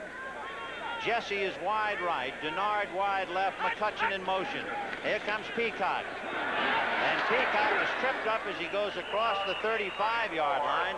Tim Gray, the safety, was coming up, and McCutcheon picked him up and turned him out of the play, and that helped them pick up a few yards. There's Gray going back to his position. So picked up 4. That makes it 2nd and 6 on the San Francisco 34-yard line. See, the Rams have done all of this with their running game practically. They had one dump-off pass. This is just bread and butter football, slugging it out. 2nd and 5 on the 34-yard line of San Francisco. Hayden scrambling, looking, gonna run out of bounds and gets out of bounds before Willie Harper can hit him. Harper running him out just inside the 27-yard line. So he picked up 7, and that would be enough for a first down. That scrambling around wears out the big defensive linemen. Their legs get a little bit heavy in the 4th quarter, chasing a scrambling quarterback on a hot day like this. The 1st and 10. There's Terry Nelson, the tight end. Nelson not playing. Charlie Young has been in there. And Young is in there on the right side right now. The pass by Hayden, no good. Gerard Williams and Preston Denard, they were bumping together, but both were bumping in legitimate pursuit of the football. There's some bad news. Terry Bradshaw injured, taken off on a stretcher. Pittsburgh 7, St. Louis 15. So the 2 bulletins so far today we have Bob Greasy was hurt in the Miami game and had to come out. Now Terry Bradshaw is injured, and the more they legislate, it seems like the more injuries, despite the rules. Tough break. So it is 2nd and 10 on the 27. We hope it isn't serious. Oh, I pray for that. 2 minutes and 7 seconds to the half. 10-0 49ers. But the Rams are on a roll.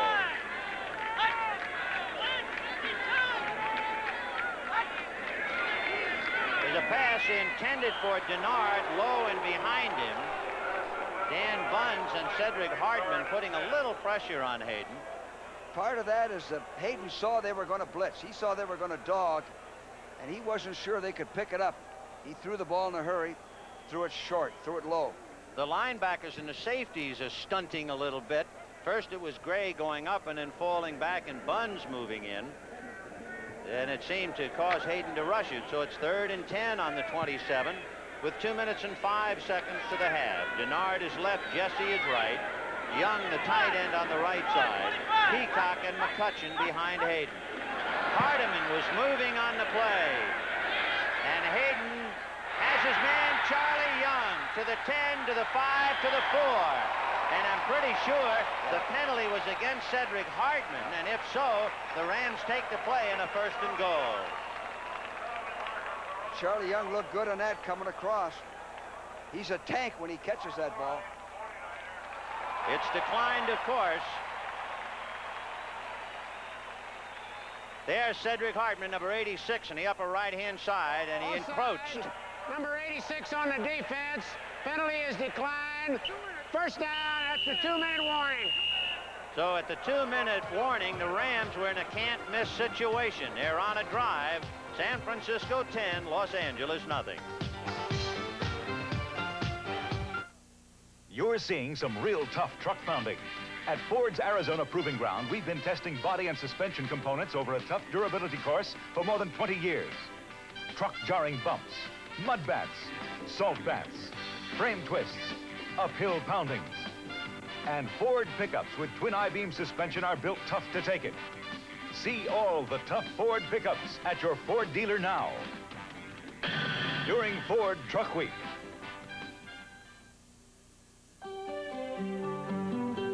If you're looking for a light beer with all the taste of your regular beer, your search will end with Michelob Light. The good taste of Michelob Light. Don't just compare it to other light beers. Compare it to your regular beer. It's that good. Good taste runs in the family. Yeah. Charlie Young, the big tight end for the Rams, making a clutch reception. He's playing over Terry Nelson. Nelson had caught 4 passes going into this game, and Young had not caught a pass. But it's Charlie Young making the big reception. It's first and goal on the San Francisco 4. 1:56 to the half. There's another number that is prominent, only prominent in playing, number 34, Elvis Peacock.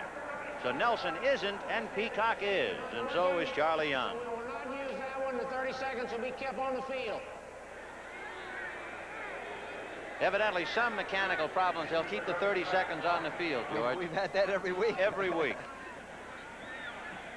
They'll have to move these games to Switzerland to get the watch fixed. At halftime, Seattle 10, Oakland nothing. The Rams in a first and goal on the 4.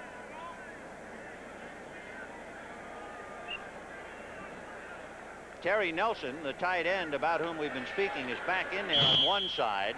Charlie Young on the other. Jesse, Peacock, and McCutcheon out of a T formation for the moment. Now only Peacock is back, and in motion goes McCutcheon. They're not going to give him the ball today. Play action fake to Peacock. The pass to Charlie Young. Touchdown.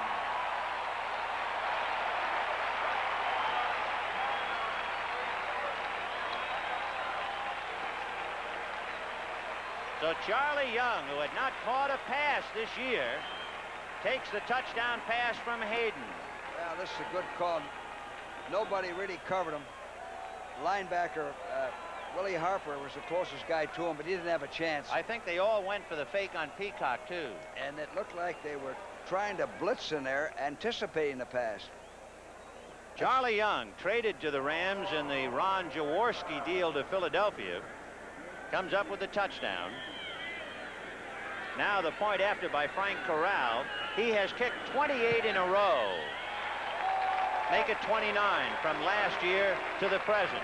So with 1:52 to go in the half, San Francisco's lead and big opportunities are dwindling like the days in September.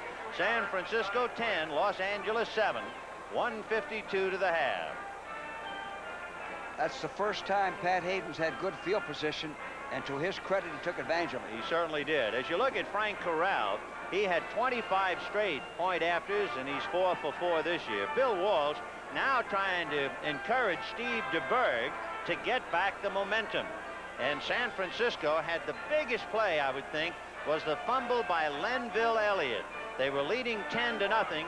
It looked like they might very well score again to make it 16 or 17-0. Lenville Elliott fumbled the ball, and the Rams recovered on their own 9. And even though the Rams didn't do anything with the ball from 4 more different possessions, it was still only 10-0, and they finally did score, and so they're just a field goal behind. That fumble by Elliott will be bothering San Francisco the rest of the day. As we said at that time, that could have turned the game around and put them in the position where they're 17-0. and really put the pressure on the Rams. The 152, Frank Corral kicking. It is James Owens and Lenville Elliott deep. And the kick will be to Lenville Elliott, and he will keep it in the end zone. So they'll put it in play. 1st and 10 on the San Francisco 20 with 1:52 left to the half. You know, in his kickoff, he only takes about 5 steps. He's got a powerful leg. Interesting, too, about Corral. He has kicked off prior to today 8 times. 4 resulted in touchbacks, but the other 4 have been returned for an average of almost 19 yards a carry. But this time, no return. 1st and 10 on the 20. So Steve DeBerg trying to mount some kind of a drive with 1:52 to the half. 10-7 San Francisco.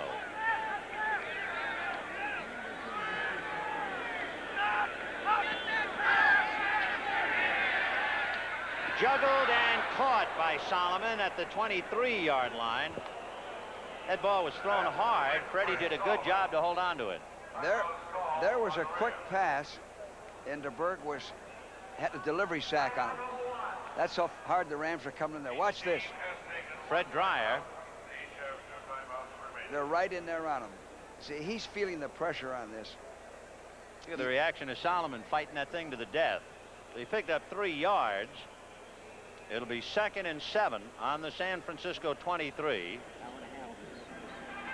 O.J. Simpson has carried the ball 12 times in this first half, and it might be now that they are going to rest him for the remainder of the half. O.J. standing behind Bill Walsh and Steve DeBerg on the far side of the field. Normally, I didn't want to start my 2-minute offense this deep in my own territory. We just played standard football. What's the bottom line as far you said that deep? Where would you start? We'd start around the 35, unless it's, of course, the 4th quarter and you have to have it. Because you don't want to take any chances. You don't want to give them something here now and go in tied or behind. Steve DeBerg is 6 for 17 for 44 yards. There was one other pass out of the fake field goal. Joe Montana passed once for 8 yards. So it's 2nd and 7 on the San Francisco 23. In motion, Mike Schumann. To Solomon at the 30-yard line. Osteen and Thomas sandwiching him, and that's very close to a first down. Just depends on where they feel he went down. It is inches one way or the other. If I were the Rams, I'd stop the clock. And it's a first down. So 1st and 10 on the San Francisco 30.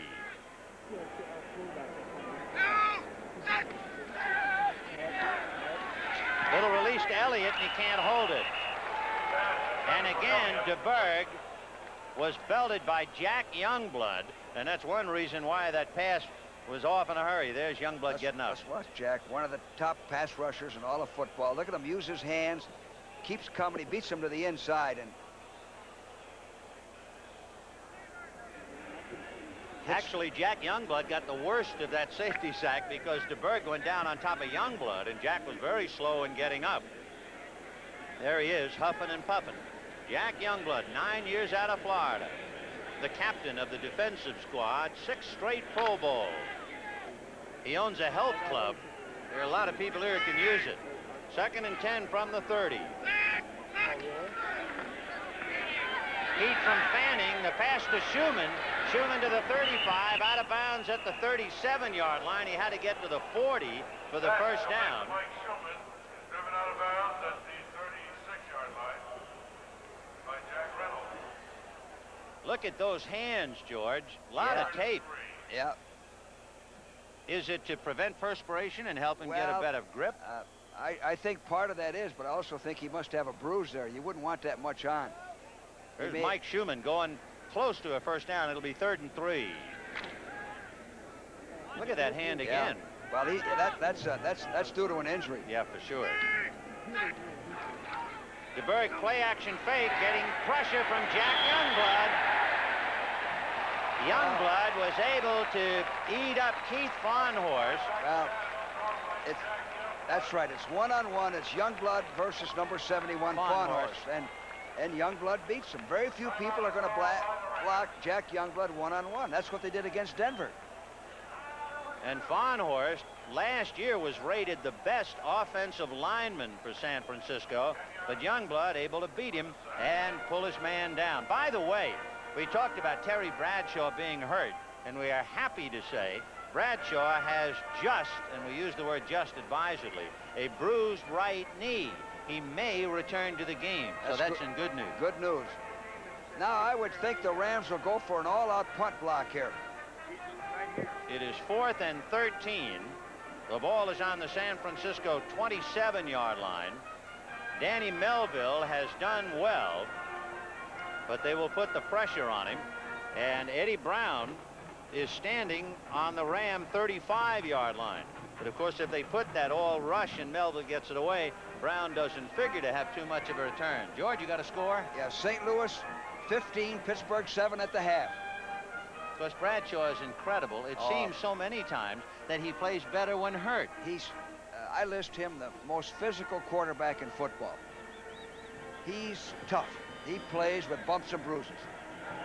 4th and 13, and all the heat will be on Danny Melville. We'll see if the Rams are coming. They have 10 men on the line. Here they come. And Melville gets it away. Eddie Brown on his own 30. Gets away to the 40. And pushed out of bounds by Willie Harper at the San Francisco 47-yard line. Yeah. Great play by Eddie Brown.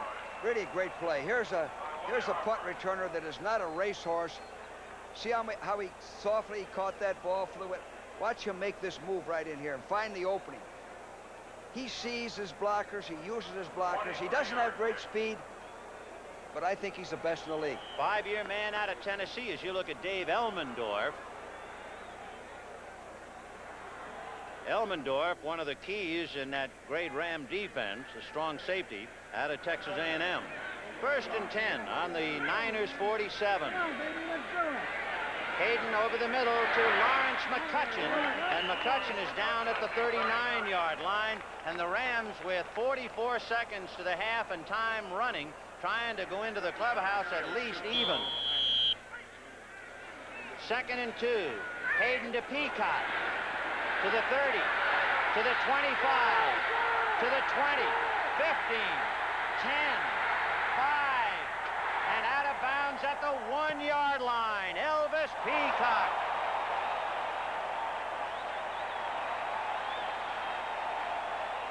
Well, Elvis has shown the ability that made him a #1 pick.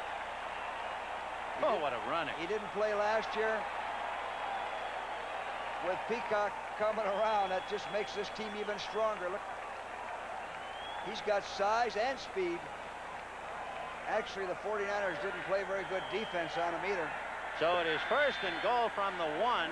24 seconds to the half. 10-7 San Francisco, but from the looks of things, you better look at it. It's not going to be that way long. Hayden has McCutcheon and Bryant. Young and Nelson, the tight end. It'll be Cullen Bryant. Touchdown.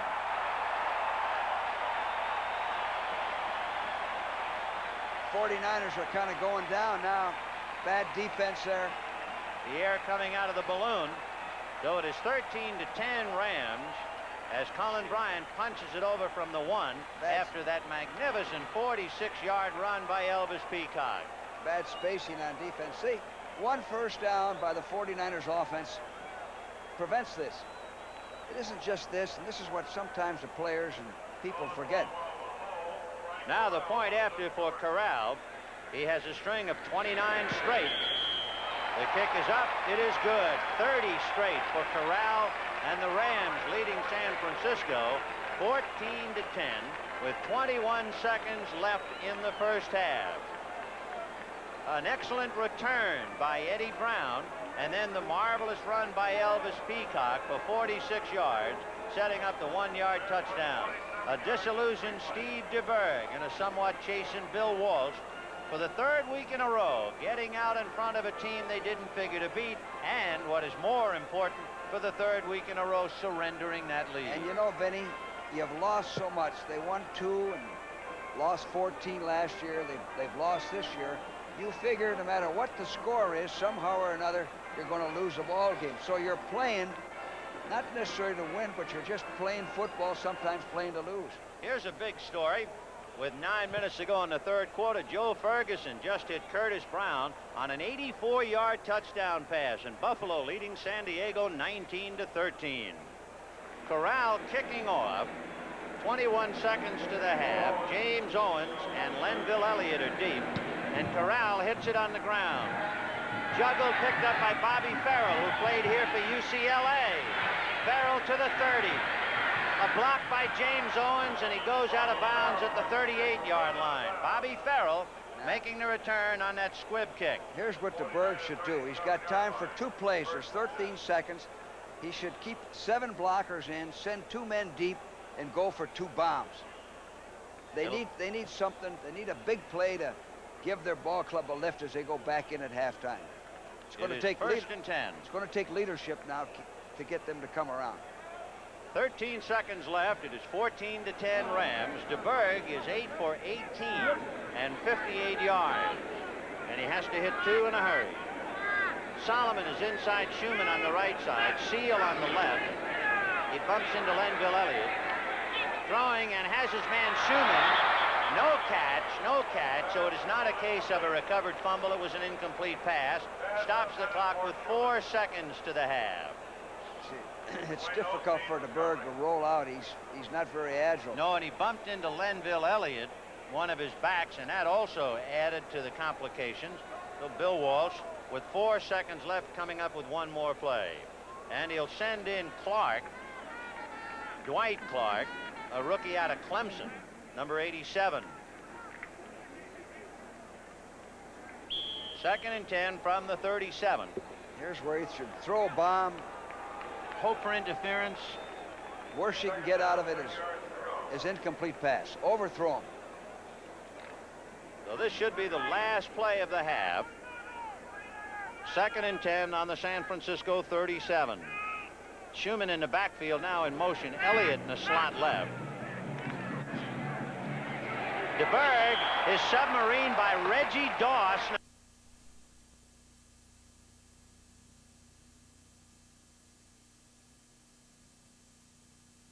Clothes from Levi's Sportswear. Levi's slacks, blazers, and suits hold their great looks because they're sewn to the tough standards that made the Levi's name famous for durability. Men's clothes from Levi's Sportswear, where quality never goes out of style. Now, Ford, the long-distance champ, has the longest range of any pickup in America and the best pickup MPG. With a standard 19-gallon tank plus optional tank, you've got a 39-gallon capacity, which gives it an estimated range with optional overdrive transmission of 709 miles. Based on EPA rating, the estimated highway range is 946 miles. 1/3 the length of America on 1 fill-up. See the long-distance champ at your Ford dealer now during Ford Truck Week. Natural light beer, please. Actually, I guess you're supposed to say, give me a natural or make it a natural. Okay, so I'm a maverick. But, you know, I just walked out of a bar because they didn't have natural light beer. You must have been humidified. So was I. I empathize with you. You know, Kevin, without the smooth, clean taste of this light beer is downright unnatural. You know, that's so true. That's why I came in here for a natural. There you go. I just said natural. It goes to show you. I guess you hear something so often, you naturally just follow along like a flock of sheep. Monkey see, monkey do. Next Saturday on the CBS Sports Spectacular, don't miss the action when over 20 drivers in their big 10-wheel diesel rigs pull into Atlanta International Speedway for the Great American Truck Race. Then go from 10 big wheels to 4 little wheels as JoJo Starbuck co-hosts the U.S. Roller Skating Championship, featuring men's defending champ Lex Kane and top women's contender Joanne Young. Roller skating as you've never seen it before. Next Saturday, you'll say, you saw it on CBS Sports. Back live in New York, I'm Brent Musburger. Terry Bradshaw injured his knee. He is out of the game for the Pittsburgh Steelers. They trail the St. Louis Cardinals. Quarterback Kenny Anderson of Cincinnati has been hospitalized with a back injury. We do not know how serious that was. And it was Baltimore and Cleveland. Late in the game, the score is tied. Brian Sipe goes to his tight end. Ozzie Newsome down the sideline. Ozzie gets loose, out of bounds, finally at the Baltimore 15-yard line. Then it is Don Cockcroft. Never misses when it counts. 13-10. Browns with the lead, but time for the Colts, who are desperately seeking their first victory for Teddy Marchibroda. Greg Landry goes long. Out of bounds, it looks like it's over, but unsportsmanlike conduct roughing the passer against Alzado, and there is still time. 28-yard field goal attempt for Tony Linhart. He had missed twice earlier in the game. Tried to right himself, was wide again, but a yellow flag fell in front of the Cleveland bench as Linhart headed off the field. His coach, Teddy Marchibroda, tried to send the field goal unit back, saying there's the flag. The official agreed. But unfortunately, it was after the missed kick, so it was assessed as Cleveland got the ball and ran it out, and Baltimore is still winless. Now, let's take you around the league and get you up to date on all of the scores. Final, Jane, the New York Jets over Detroit, 31-10. Kevin Long with 3 touchdowns for the Jets to compensate for their disgrace last week. Philadelphia and New Orleans. The Eagles win it 26-14. The barefoot rookie, Tony Franklin, kicked 4 field goals for the Eagles, and Brent, he now has 6 for 6 for the year. Baltimore and Cleveland, the score I just reported. Browns win it 13-10. And in overtime, it was Denver 20, Atlanta 17. A 25-yard field goal by Denver's Jim Turner won the game in overtime despite 325 yards passing for Atlanta quarterback Steve Bartkowski. Jane, speaking of that embarrassment, it was New England that handed it to the Jets, and they win again today, 2014 over Cincinnati. Steve Grogan threw a 17-yard touchdown pass to Stanley Morgan for New England. Ken Anderson was hospitalized, as you said early, with back problems, and replaced was Jack Thompson replaced him. The throw-in Samoan. Tampa Bay 21, Green Bay 10. The Bucks are 3-0. That's 3-0, as you said, and they now lead the NFC Central. All right, Houston over Kansas City, 26 is the score. The story there, Danny Pastorini was injured. Gifford Nielsen replaced him, and he threw a touchdown pass. Also a final score in Bloomington, Minnesota, Miami 27, Minnesota 12. In the second half, quarterback Don Strock replaced the injured Bob Greasy and threw for 2 touchdowns to lead Miami to a come-from-behind victory. St. Louis and Pittsburgh, the Steelers without Terry Bradshaw. 15-7 at the half, St. Louis leads it. Surprisingly, the Cardinals are dominating the Steelers in the first half, but the word is that Terry Bradshaw may be back in the game. San Francisco, Los Angeles, the game you're watching. The Rams strike back late in the second period. 14-10 now they're the score. The Rams over the 49ers, but the 49ers are doing well under Walsh, aren't they? And the Bears have just gone back ahead of the Dallas Cowboys. 13-10 is the score there. Tony Dorsett has fumbled 3 times. His third fumble set up the go-ahead touchdown. And in a wild game down the coast in California, San Diego 20, Buffalo 19. Buffalo has taken the lead in the second half on an 84-yard touchdown pass. Joe Ferguson to Curtis Brown. And Clarence Williams with 3 touchdown passes in this seesaw battle. His last one from 55 yards out. Seattle leading Oakland. They stung the Raiders twice last year. 10-0 in the third. Steve Largent has caught a 40-yard touchdown pass in that game, and they're ahead. And the NFL Today will continue on CBS after these messages from your local stations.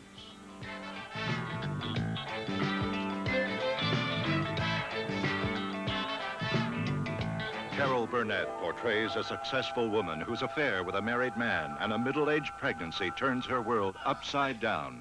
The 10th Month, Sunday night. This is CBS.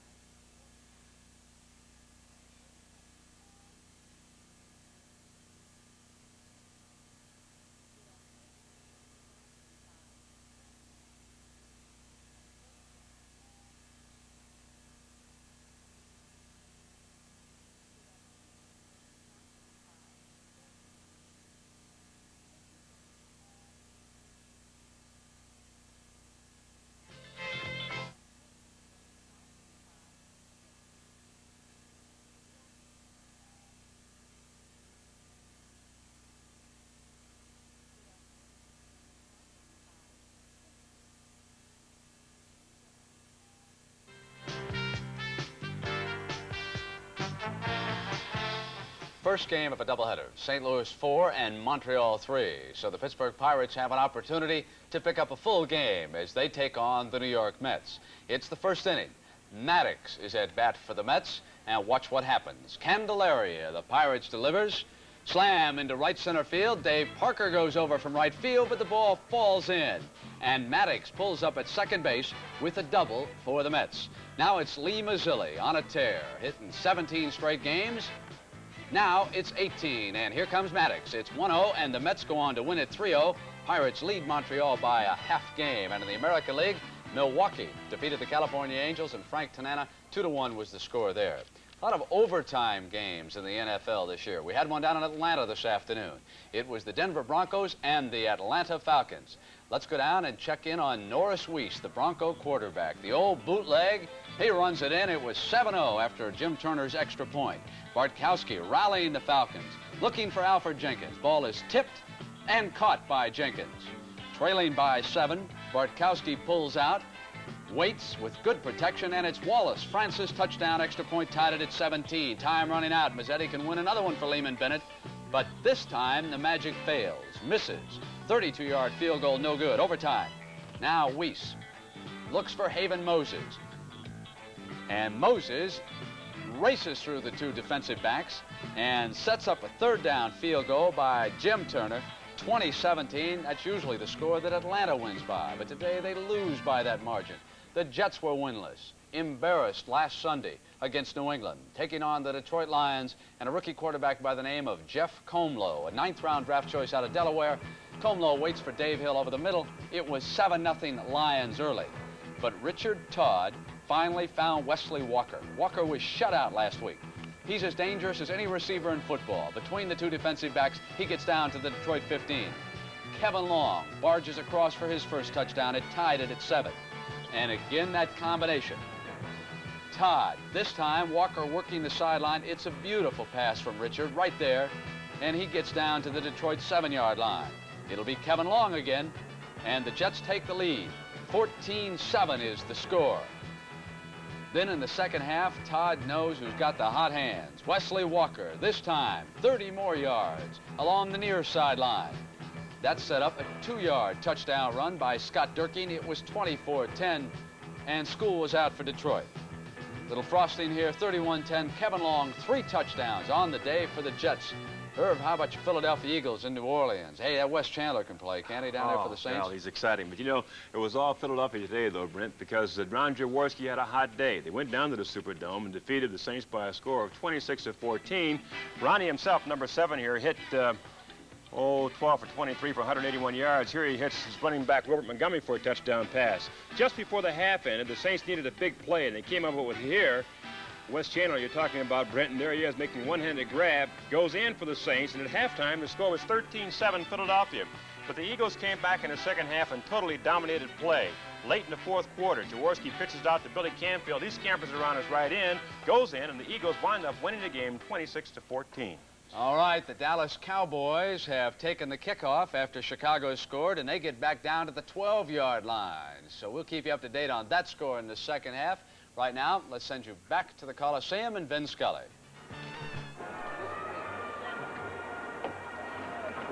Here in the booth at halftime at the Los Angeles Coliseum, the Rams, down 10-0, came from behind to lead 14-10, and there is the familiar countenance of John Madden. John, welcome to the Coliseum. More important, welcome to CBS and to the broadcasting booth. Well, thank you very much, Vinny. It's a joy to be in both places. This is the first time I've ever watched a football game from a press box, and it looks like a different game. When I was a coach, I was always on the sideline, and then to be up here, it's really a different look. It looks like a different game.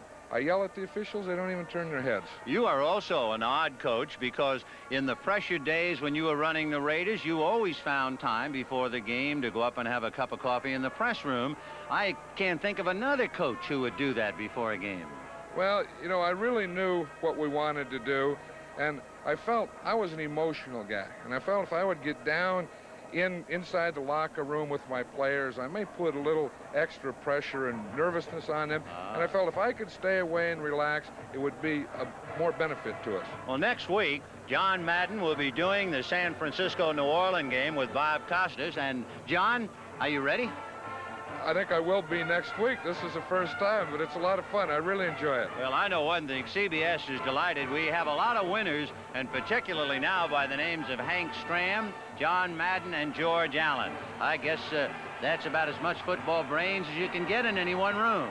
It's nice to be on their side. You know, Hank and I battled for years when Hank was at Kansas City and we were at Oakland, and of course George when he was at Washington and LA, and it's nice to join them and all be on one team. Well, we're delighted to welcome to the club John Madden, and that's halftime here at the Los Angeles Coliseum.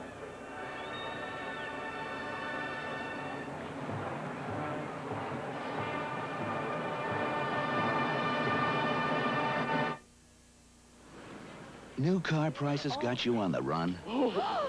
Get a Hertz, get a Hertz, get a Hertz. Get a Hertz, get a Hertz, get a Hertz. Get a Hertz, get a Hertz, get a Hertz. Get a Hertz, get a Hertz. Get a great car buy at Hertz Buy a Car. We sell only the best cars from the Hertz Rent-A-Car fleet, and we give you the complete service and maintenance records so you know exactly what you're getting. Get a Hertz, get a Hertz, get a Hertz. Get a Hertz. Hertz Buy a Car. Call toll-free for nearest location. Radio Shack has slashed the price on one of our top-of-the-line stereo systems. Right now, save $310 on this impressive realistic hi-fi. You get this quality AM/FM stereo receiver, a pair of realistic tower speakers, and this precision belt drive turntable, all for only $579. A great entertainment bargain and a beautiful addition to your home. The sale-priced realistic stereo system, just $579, only at Radio Shack, a Tandy company. Roselle, Illinois, a small town west of Chicago that's a mix of old and new. And this is the newest. When they're done, these apartments will be completely heated and cooled by the sun. Hi, I'm Doug Plank of the Chicago Bears, and this is my wife, Nancy. You know what's even more remarkable about these new buildings? They're designed especially for the handicapped. Did you notice the light switches are lower than the ones in your home? And some of the apartments are right-handed and others left. Citizens of Roselle are getting ready for the new residents, changing curbs, adding stoplights, making it easier for them to come and go. You know, the whole project was conceived by the Ray Graham Association, a United Way agency that was started by a group of volunteers. Answers that work, not just because of technology, but because of people and a community that cares. Thanks to them. And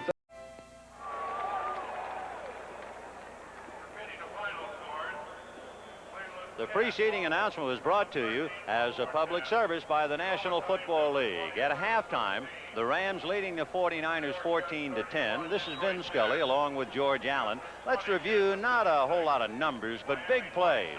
In the first quarter, an interception by Gerard Williams that led to the 2-yard touchdown by Wilbur Jackson. That was a big one, George. That put him on the board the first series of the ball game. Then there was a fake field goal. Joe Montana, the holder, coming up out of the hole, throwing a pass to Francis. That gave them a first down on the Ram 12-yard line. They eventually settled for a field goal by Ray Wershing. And then, perhaps the biggest play of all, a fumble by Lenville Elliott. When it looked like the 49ers were going for another touchdown, the Rams recovered on their own 9. Yes, and Vinny, we said this was going to be the critical series in the ball game. If they could take it in and score and be ahead 17-0, the Rams were in trouble. Instead, they got nothing out of it. And then finally, Elvis Peacock ran 46 yards to the San Francisco 1, and Cullen Bryant punched it over, and the Rams had taken a 14-10 lead. And now the second half is underway. Frank Corral will boot it out of sight and out of the end zone. And so Corral with that strong leg, and he now appears to be very much on his game. He's got the wind at his back. The pride of Chihuahua, Mexico, and he kicked the Chihuahua out of that one. I made this little note to myself. The second half for the 49ers will be based on 2 qualities, leadership and character. Now, they've folded in the last 6, 7, 8 minutes. They had a chance to upset this team and win the ball game. Now let's see how much leadership and how much character this ball club has. Talking about leadership and character, Terry Bradshaw is okay, and he's back in the game against the Cardinals. 1st and 10, San Francisco on their own 20-yard line. Out of the eye comes Wilbur Jackson, and he's to the 25 and would have gone more except for Larry Brooks. Larry Brooks saved another 5 or 10 yards. There's the Cardinal lead over Pittsburgh in the third quarter, but Bradshaw has returned with a badly bruised right knee. 2nd and 5 on the 25. Solomon is left, Schumann is right. Wilbur Jackson grabbed by Brzezinski and swallowed up. Dave Elmendorf got him from behind, but it was Bob Brzezinski, number 59, who hit him. Well, in that particular formation, we always played Brzezinski, our weak side linebacker, right up on the line, and he could dog or he could play a run like it was a dog, and that's what he did. He was a defensive end at Ohio State, so he's pretty quick. 6'4" at 230, Bob Brzezinski. And you can see Dallas opening it up a little bit. They were down 7-0, led 10-7. Now they're leading the Bears 17-13. 3rd and 5 from the 25-yard line. Schumann is right, slot left. Solomon is inside O.J., who's in motion. DeBerg is going to be belted by Dave Elmendorf at the 15-yard line.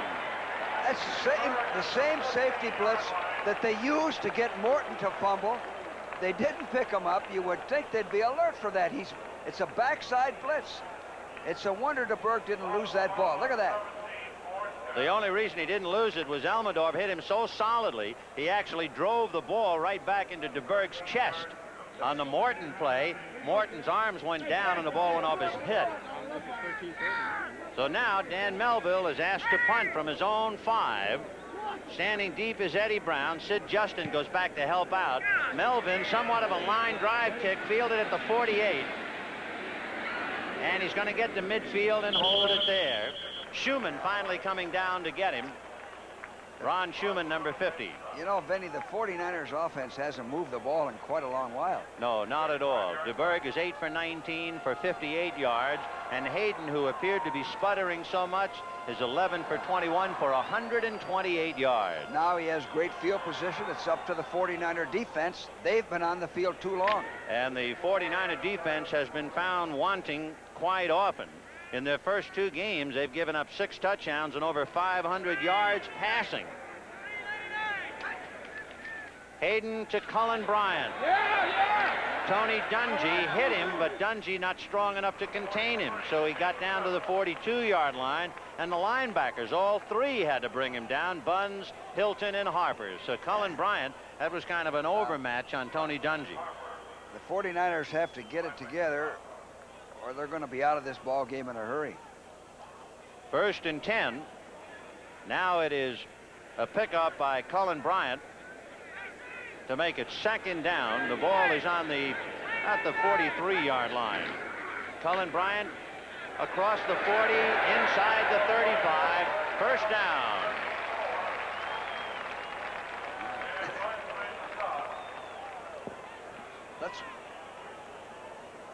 Let's watch 57, Dan Buns. Now he's got to get rid of that blocker. He can't let him push him back that far. He's got to get out of his way, use his arms, take him on, and not let him drive him back that far. The Rams on a move, 1st and 10 on the San Francisco 34, and the Rams leading 14-10.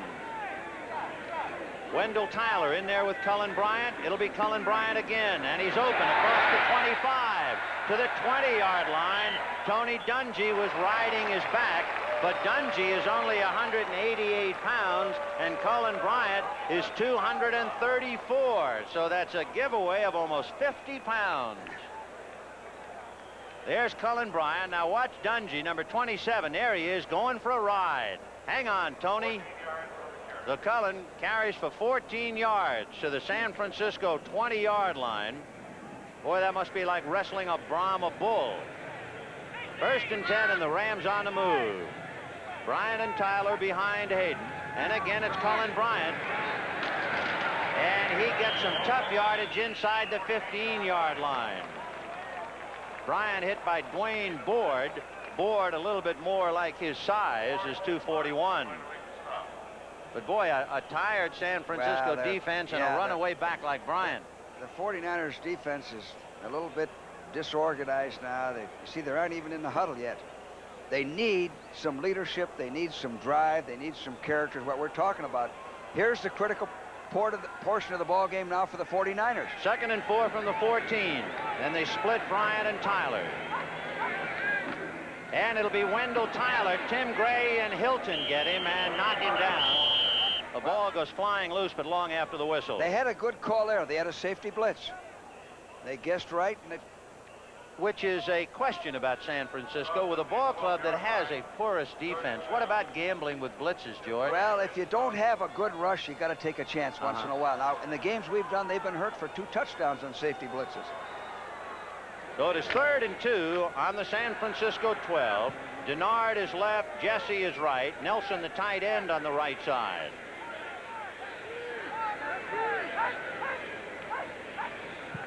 Cullen Bryant, grabbed by Willie Harper. Harper makes a big stop along with Hilton. You know, Vinny, I always used to tell my ball club the first series on offense, the second half, and the first series on defense are vital. The crowd is hollering go for it. Ray Malavasi is sending in Charlie Young, the tight end. So on a 4th and 1, Malavasi disdains 3 points. He wants to put 7 on the board. If he takes 3, he's then only leading by a touchdown. And I don't think he's that particularly worried anyway. San Diego leading Buffalo 27-19. So Don Coryell got him moving finally. 4th and 1 on the 12. And Hayden asking for time. And he'll go back to talk to Malavasi and get this down. So we have 9 minutes and 14 seconds left in the 3rd quarter. Los Angeles 14, San Francisco 10. You know, it does my heart good to see a woman of your depth and reception going natural in public. It does my heart good to see they even let you out in public. That's nice of you to say, but tell me, why do you like natural? Oh, this light beer and I have a lot in common. You know, classy package, terrific taste. Yeah, natural aging. I mean, natural has the smooth, clean taste that comes from slow natural aging. Keep trying. Really, I have extinct affliction for all women of your gender. I raise you to the highest pinnacle. Take care of your car at Kmart. Your Kmart Automotive Center has the answer to your muffler problem. The zinc-coated, double-wrapped Kmart Arrestor muffler. Have it installed by Kmart, and if anything goes wrong, they'll replace it free as long as you own your American-made car. The Arrestor. Zinc-coated and double-wrapped like the best. And best of all, Kmart price. Get it at Kmart Automotive Centers across the USA, where quality auto products are Kmart priced. Next Saturday on the CBS Sports Spectacular, don't miss the Great American Truck Race, when over 20 big 10-wheel diesel rakes battle for the checkered flag. Then from 10 wheels to 4 wheels on the U.S. Roller Skating Championship. We'll say, you saw it on CBS Sports. Something that far transcends a mere football game, a ravaging fire in the Hollywood Hills, and it is a heavily populated area up there. That could be a disaster. 4th and 1 on the San Francisco 11 for the Rams. They lead 14-10. Hayden to Cullen Bryant, and he's not going to get anywhere. They knock him down at the 15-yard line. The big man was Archie Reese, number 78. And there's Tim Gray being boxed out, but see Reese. You know, Benny, when it's 4th and 1, I always like to go straight ahead. I never wanted to go outside too much unless we knew the defense was vulnerable. You only have to go a yard. You got a better chance to go inside than to go outside. Now that's a break for the 49ers. Now the defense picked up 3 yards on that play, George. It's 1st and 10 on the 15. Seattle leading Oakland 20-7. Let's see, DeBerg has Jackson and O.J. Simpson in a slot left, and it'll be O.J. He has Randy Cross making a cut and going out of bounds at the 28-yard line. So O.J. picks up 13 for a first down. That is the 13th carry for O.J. Carried 12 times in the first half, and then they rested him, and he is now carried for 49 yards. Lenny, for what it's worth, my thinking always was, you got down there 4th and 1 this early in the ball game, I wanted to come away with 3 points. You had a chip shot field goal. Why take a chance like that? You got him on the ropes. I guess Malavasi figured he really had them on the ropes, and this time it didn't work. 1st and 10 on the 28. And it'll be Wilbur Jackson, but he runs into a gang at the 30-yard line. That's the way to go, Jack Youngblood was the first man through, and Jackson trying to get out of Youngblood's way, and the rest of the Rams were able to wrap him up. So 2nd and 8 from the 30. Somewhat of a big drive now. San Francisco had all the momentum for about the first half except for the last 9 minutes. Then they lost it completely. Now they're trying to regroup, and if they get a movement going, they can start to feel that they can score some points. 2nd and 8 from the 30. Jackson and Simpson in the backfield. O.J. inside of John Ayers' block. Jim Youngblood just missed O.J. behind the line of scrimmage. That's number 53 coming back in the picture. O.J. able to get away from him. Got a score, Coach. End of the 3rd quarter, Dallas 17, Chicago 13. There's Jim Youngblood. 7 years out of Tennessee Tech. He was the Ram most valuable player last year. He had 80 tackles, 2 interceptions, 5.5 sacks, and 4 fumble recoveries. Outside, he didn't do anything. He's playing one position. He's playing the left side, and that's where he belongs. 3rd and 5 on the 33. 14-10 Rams. In motion, Schumann. O.J. was on a wing, and he can't get loose. And the pass knocked in the air and down. Elmendorf almost intercepted, and then Clark hit him to make sure he couldn't hold on to the ball. And every time DeBerg is throwing the ball, he's on the ground. DeBerg was sacked on that one, delivery sack on that. So it'll be 4th and 5. The line of scrimmage, the 33. So Dan Melville will have to punt, and DeBerg to the sidelines for a rest. O.J. Simpson was a wingback on that play, but the Rams contained him and never left him off the line of scrimmage. So 4th and 5, and Melville punting, gets it away unmolested. Eddie Brown circling, fair catch at the 26-yard line. So the Rams will put it in play. 1st and 10 on their own 26. I just made myself a couple of notes here. They have to do something to cut down this Ram rush. Run screens, run draws. They have to come up with something. We haven't seen a good screen yet from San Francisco.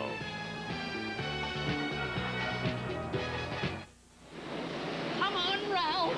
Alice, how does my being here at Ford Motor Company going to make me feel better about the gas crisis? Ford's doing incredible things here, Ralph. Follow me. What is it? Ford's electronic brain. It's incredible because it makes your engine think twice before it wastes one drop of gas. Are you telling me our car's a dumbbell? Ralph! Ford's new transmission. It shifts into overdrive on the highway automatically so you save on gas. Oh, incredible. Our car is a dumbbell. Ford Motor Company is making dramatic improvements in gas mileage on family-sized cars. If you could see it with your own eyes, you'd say, incredible. But I thought they were making their cars smaller, Alice. Smaller on the outside to save gas. Bigger on the inside. Get it? Ford, that's incredible.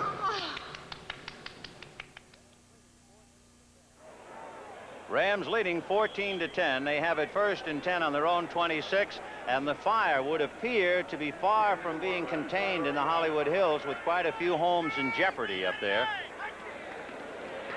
Hayden to Wendell Tyler. He's got daylight. Tyler gets across the 35. Hilton and Buns, the two hard-working linebackers, finally bring him down. Well, Vinny, what's taking place now is that the Rams are running strong side plays. The 49ers hadn't had to worry about the Rams running game early, or even in the first half. Now the Rams are hurting them on the ground. Now the passing game will be effective. The play-action passes. The Rams, the last time the 49ers came down here last year, the Rams gained 404 yards against them. Here comes Cullen Bryant. Tim Gray hits him at the line of scrimmage. Hilton helps out, and they drop him at the 35-yard line. So Hilton, who's 230, helping out Gray, who's about 185.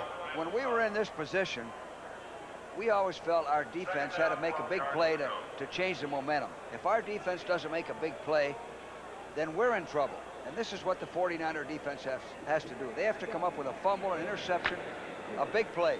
2nd and 12 on the 35. Cullen Bryant and Wendell Tyler. Jesse is wide right. Denard is wide left. Terry Nelson, the tight end, is on the left side. Look for him.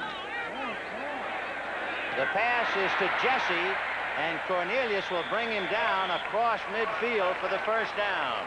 Ron Jesse, 9 years out of Kansas, making the catch. All day to throw. Watch this protection Hayden has. Nobody's still not rushed him. You can't cover.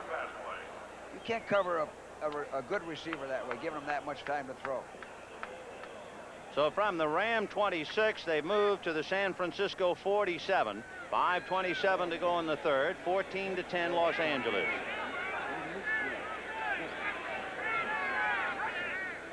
Hayden going to put it up again and decides to go deep. He's got Jesse, who stumbled, and a flag on the play. And now let's see. Is it a case of the Super Bowl? Yeah. Is it against the receiver or the defender, Cornelius? Jesse and Cornelius, tanglefoot. That's a bad call. See, it's not a deliberate foul on the defender, and they get their feet tangled up, and to call it on the defense. Let's see it. Here it is again.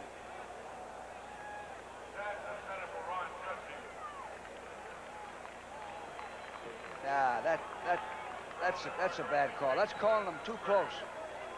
Calling them way too close. So the call made now by Red Cashin. Pass interference by the defense, number 28, first down.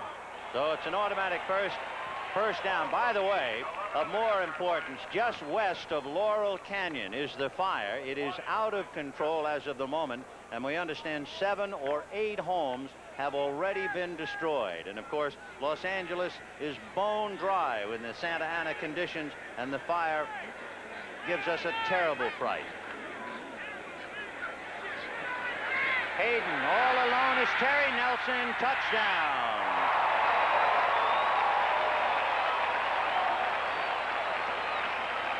That's a good call, good play action pass, all day to throw again. 2 touchdowns by Hayden to tight ends. First to Charlie Young, and now look at Terry Nelson all alone. Nobody near Hayden, nobody near Charlie. Dungy coming over, but he's Terry. still a long way off. Yeah, So the Rams, down 10-0, are asserting themselves now. You can take another look at Hayden, rolling right, throwing left, and his tight end free as a bird. He just carries Dungy in. So it is now 20-10. Corral partially blocked, but he's able to muscle it through anyway. 5 minutes left in the third quarter. 21-10 in favor of Los Angeles. And for San Francisco, they need a miracle or it's all downhill from here.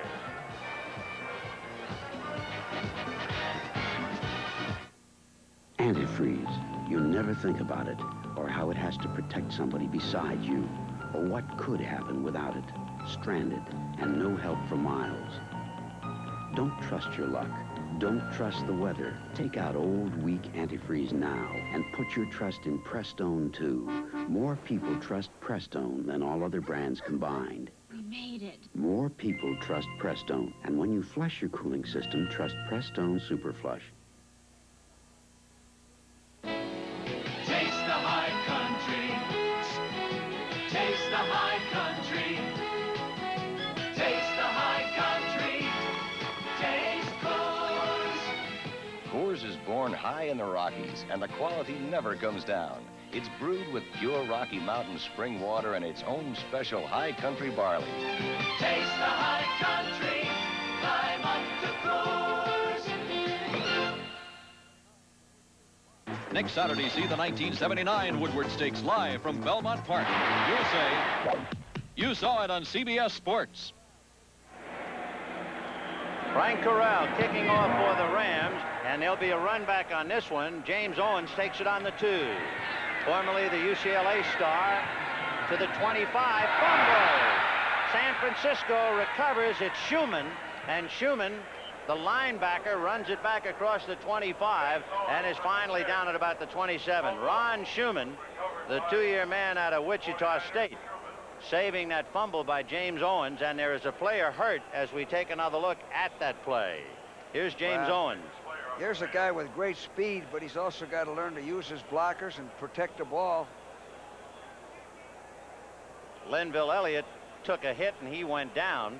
McLean took him out, and Owens just lost it. It wasn't a case of being hit. Racing over is Preston Denard, but Ron Schumann able to beat him to the ball. And then there's Corral, the kicker, trying to stay out of trouble. He'll let Denard fall on the recoverer. So San Francisco will put it in play on its own 27, 1st and 10, trailing by 11.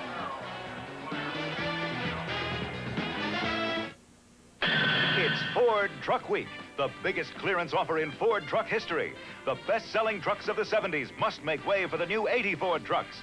Previously announced factory incentives to Ford dealers make lower prices possible so you can save hundreds on tough Ford V8 pickups, tough Ford V8 vans, tough Ford Broncos and Rancheros too. Save hundreds on the best-selling trucks of the 70s until the introduction of the 80s. See your Ford dealer now during Ford Truck Week. This Bud's for all the people who make the sidelines a part of the show. This Bud's for you. For all you do, the king of beers is coming through.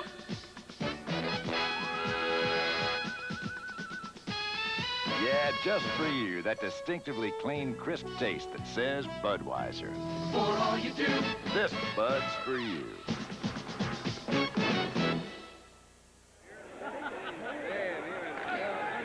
First and 10 for San Francisco on its own 27-yard line.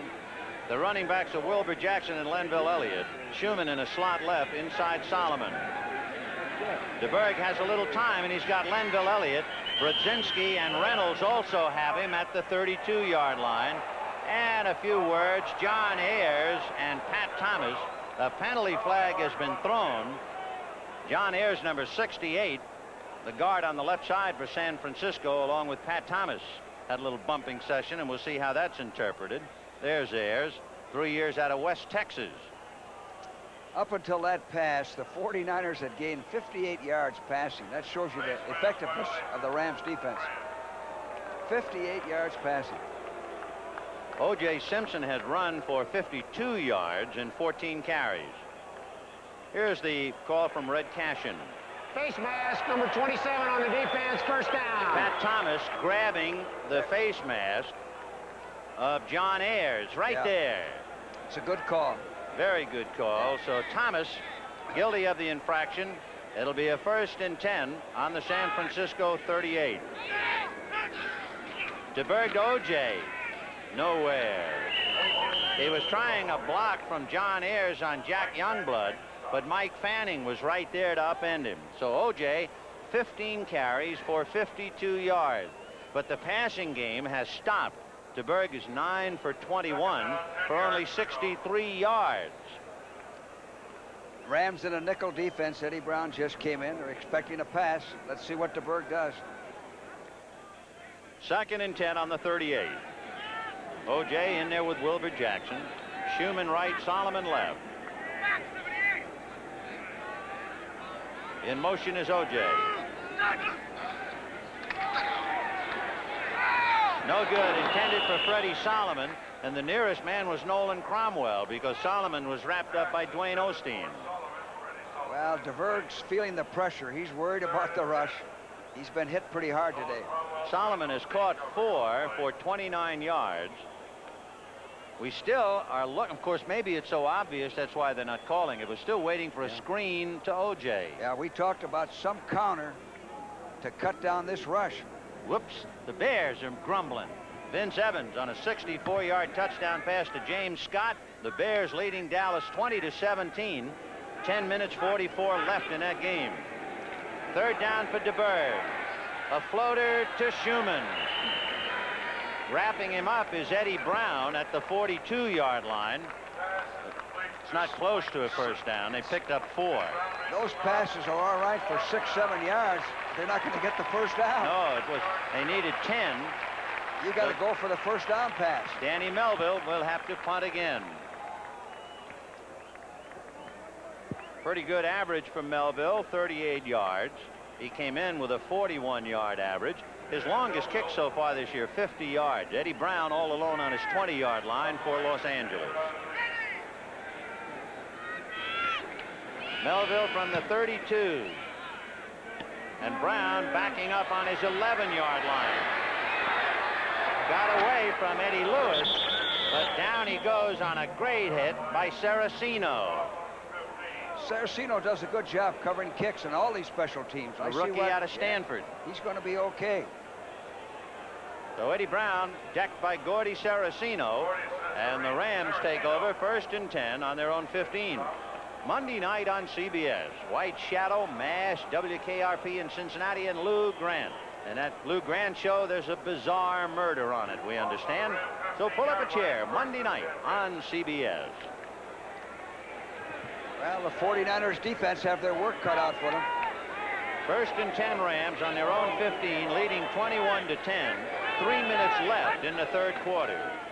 There goes Elvis Peacock out to the 20-yard line. Hilton finally bringing him down. It is rare now, especially since the last 5 minutes of the 2nd quarter, to see a Ram lineman stopped at the line of scrimmage. The linebackers now are making all the tackles. Yes, the 49ers are not playing with that aggressiveness they did earlier. Somebody has to pick it up. Somebody on defense has to make a big play. 2nd and 5 on the 20. Waddy is right. Denard is left. Nelson, the tight end, on the right side. In motion, Eddie Hill. And here comes Elvis Peacock. Out across the 25-yard line. When things are going right, the backs run a little harder. Blockers block. Holder blocks a little longer. They come out of the huddle a little faster. There's really a difference there, isn't there? I should say, Cody Jones, sorely missed by the Rams, and Jones, who is on the injured reserve, out for the year, his place taken by Mike Fanning. So Cody on crutches taking in the ball game. 1:53 of the 3rd left, 21-10 Rams, 1st and 10 on their own 26.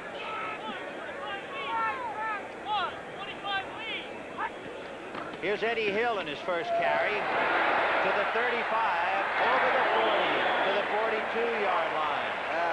Tim Gray went under him. Eddie Hill is a rookie out of Memphis State, and he can fly. Look at the size of this hole. You could drive a Mack truck through there. Watch that hole. Look at that blocking. And this fella, look at that hole. He's 197 pounds, and he runs the 40 and 4.6. In fact, at Memphis State, he was a flanker, a fullback, and a tailback. Well, they're trading 1 for 1. 1st and 10 on the 42. Hayden to the left side. Preston Denard.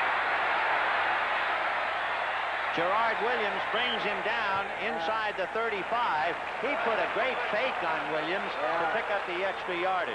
Well, this is what happens when you start the running game going. The short passing game is effective. Gerard turned him in. That's what he's supposed to do. Slipped and fell. Everything's going right for the Rams now. Just a matter of time. 1st and 10 on the San Francisco 35. Hayden with Peacock and Hill, the running backs. He pitches out to Peacock to the 35. And it is Willie Harper, who was not juked out of the play. He refused to go for it, and down he goes. Good save by linebacker Willie Harper. Well, the 49ers defense this properly this time. They got out here and turned him in, and the pursuit came over and made the tackle. Willie Harper. Big play by Willie. So that's the end of the 3rd quarter with the score, Los Angeles 21, San Francisco 10. And we now pause for a word from your local station. CBS presents Sidney Sheldon's powerful bestseller of 4 lives shattered by a woman's revenge. The Other Side of Midnight, Tuesday at 8, 7 Central and Mountain. This is CBS.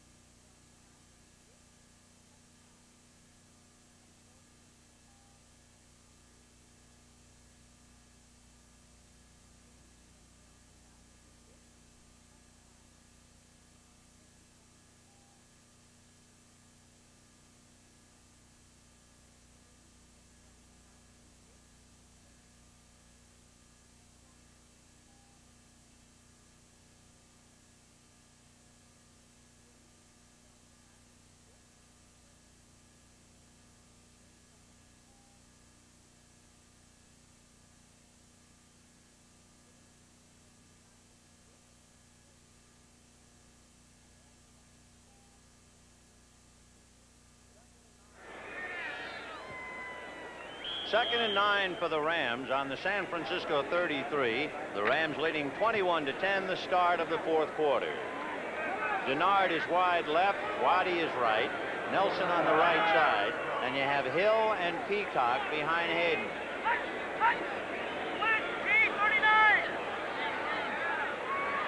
Hayden audibleizing, looked like they were coming.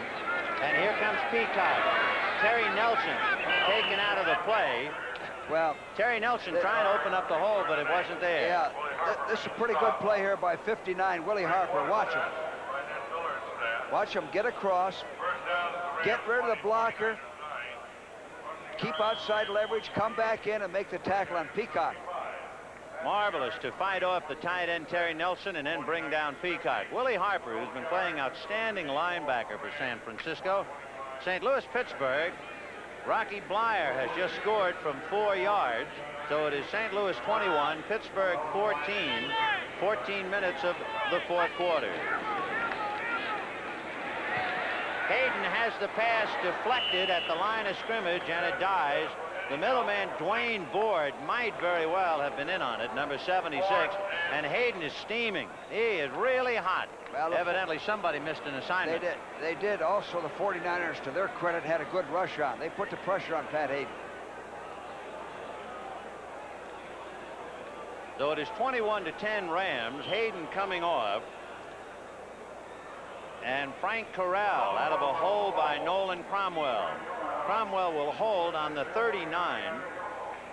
So it is a 49-yard field goal for Corral. Let's watch the snap and the hole. It's up. It is good. Boy, is he something. Frank Corral. No doubt about it. Marvelous kicker. Look at that leg. He seemed to hook the ball. It looked like it was outside, and he brought it back in. And the holder spun the laces. Perfect execution.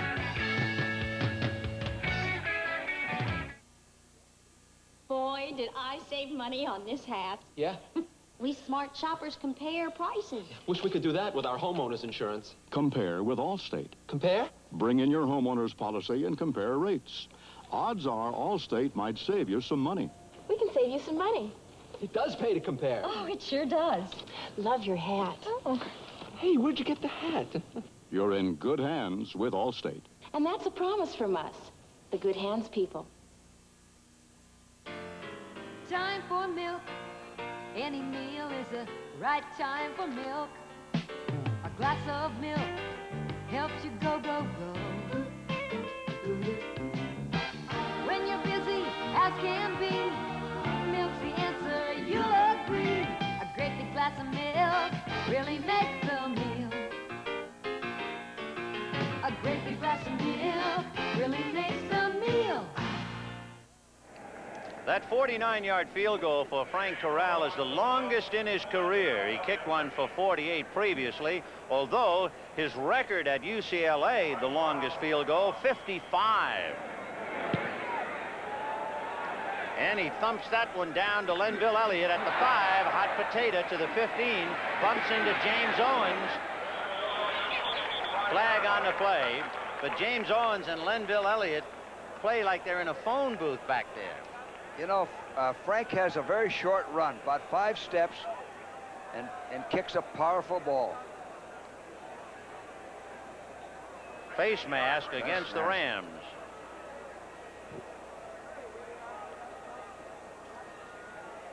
So Lenville Elliott and James Owens bumping together as Owens was trying to set up a block.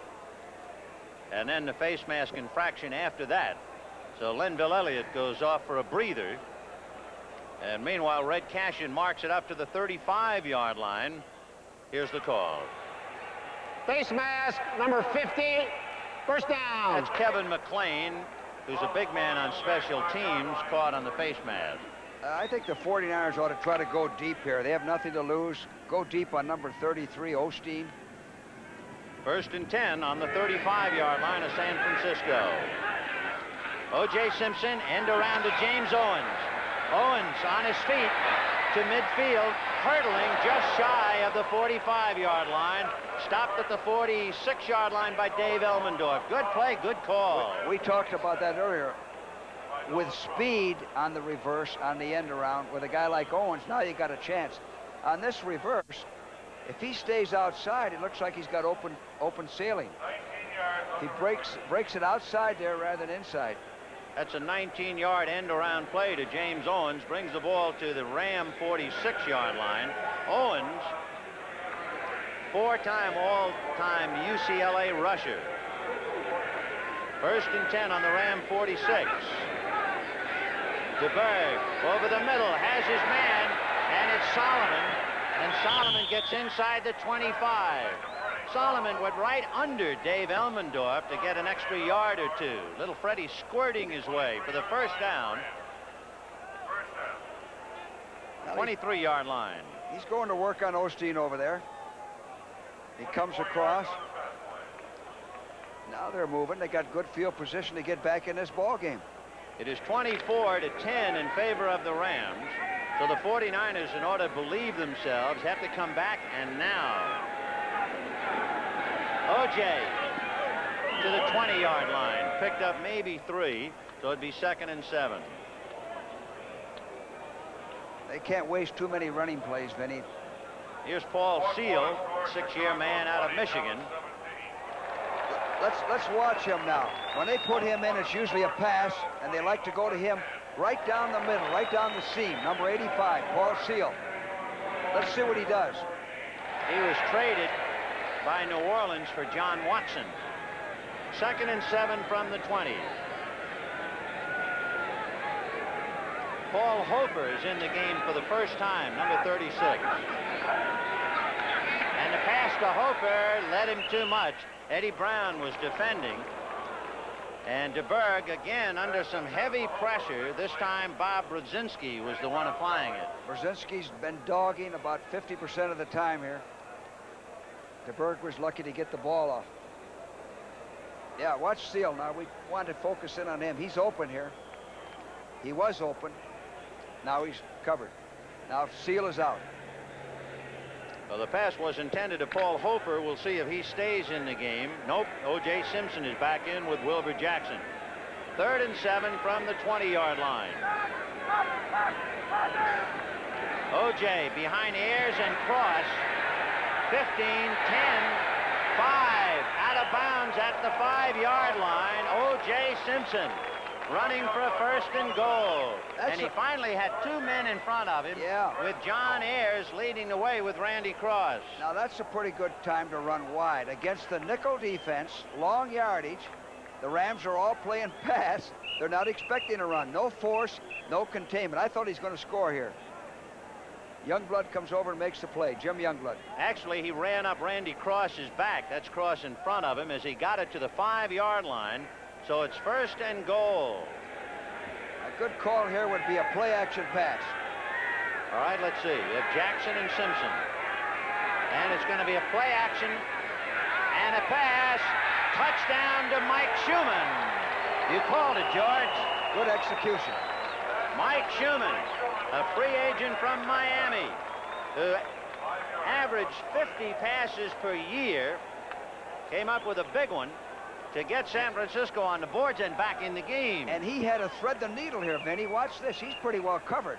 Now watch him put that ball. See, the play action held the rush. Now watch him put that ball right in there. He threw it over Cromwell, and Cromwell was frozen because of O.J. Simpson. Good fake by O.J. Nice drive. So all of a sudden, if this kick is good, San Fran is close again. It's up, and it is good. We've got 11:34 left in the game. Los Angeles 24, San Francisco 17. Hey, look out, we're back and going.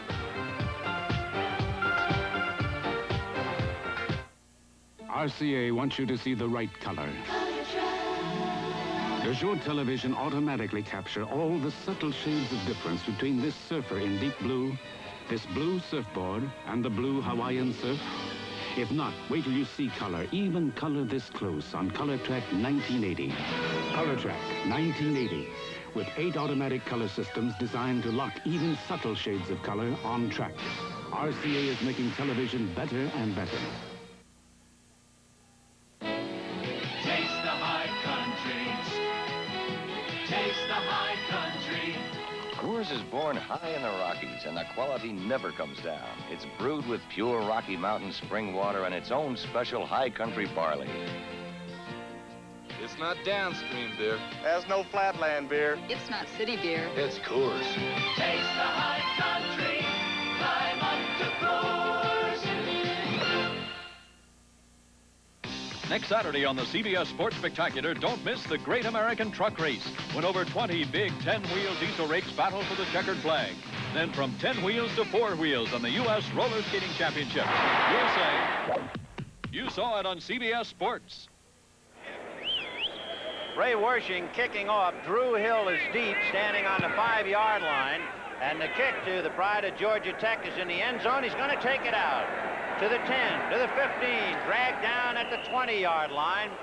Eddie Lewis was the man who brought him down. So the 49ers go 65 yards.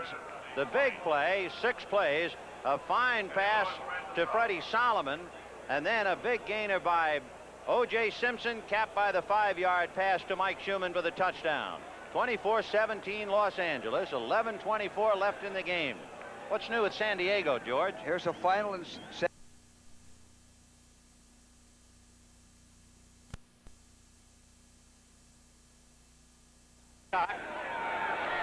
and he gets to the 25-yard line. They're making too many yards on the left side of that defense. The 49ers have to overshift, they have to compensate, they have to dog, they have to do something. It's back in their hands now. They're going after Archie Reese and Jimmy Webb or Ted Vincent, the left side of the line. Reuben Vaughn is in there now. And there is a Ram hurt, and it is Elvis Peacock. So that would be a disaster for Los Angeles. Elvis Peacock, who has come in and has been the explosive runner, at one stage broke one for 46. He's down. 24-17 Rams. The AC Spark Plug, buy 7, get 1 free sales on right now. Participating outlets where you see this poster. Thanks, AC. Americans are learning that if their car's plugs are misfiring, a tune-up with new AC Spark Plugs can help improve gas mileage. Thanks, AC. Now's the time to tune up because AC Delco is making it possible for you to get 8 AC Spark Plugs for the price of 7. Thanks, AC. Tune up with AC. Buy 7, get 1 free. Thanks, AC.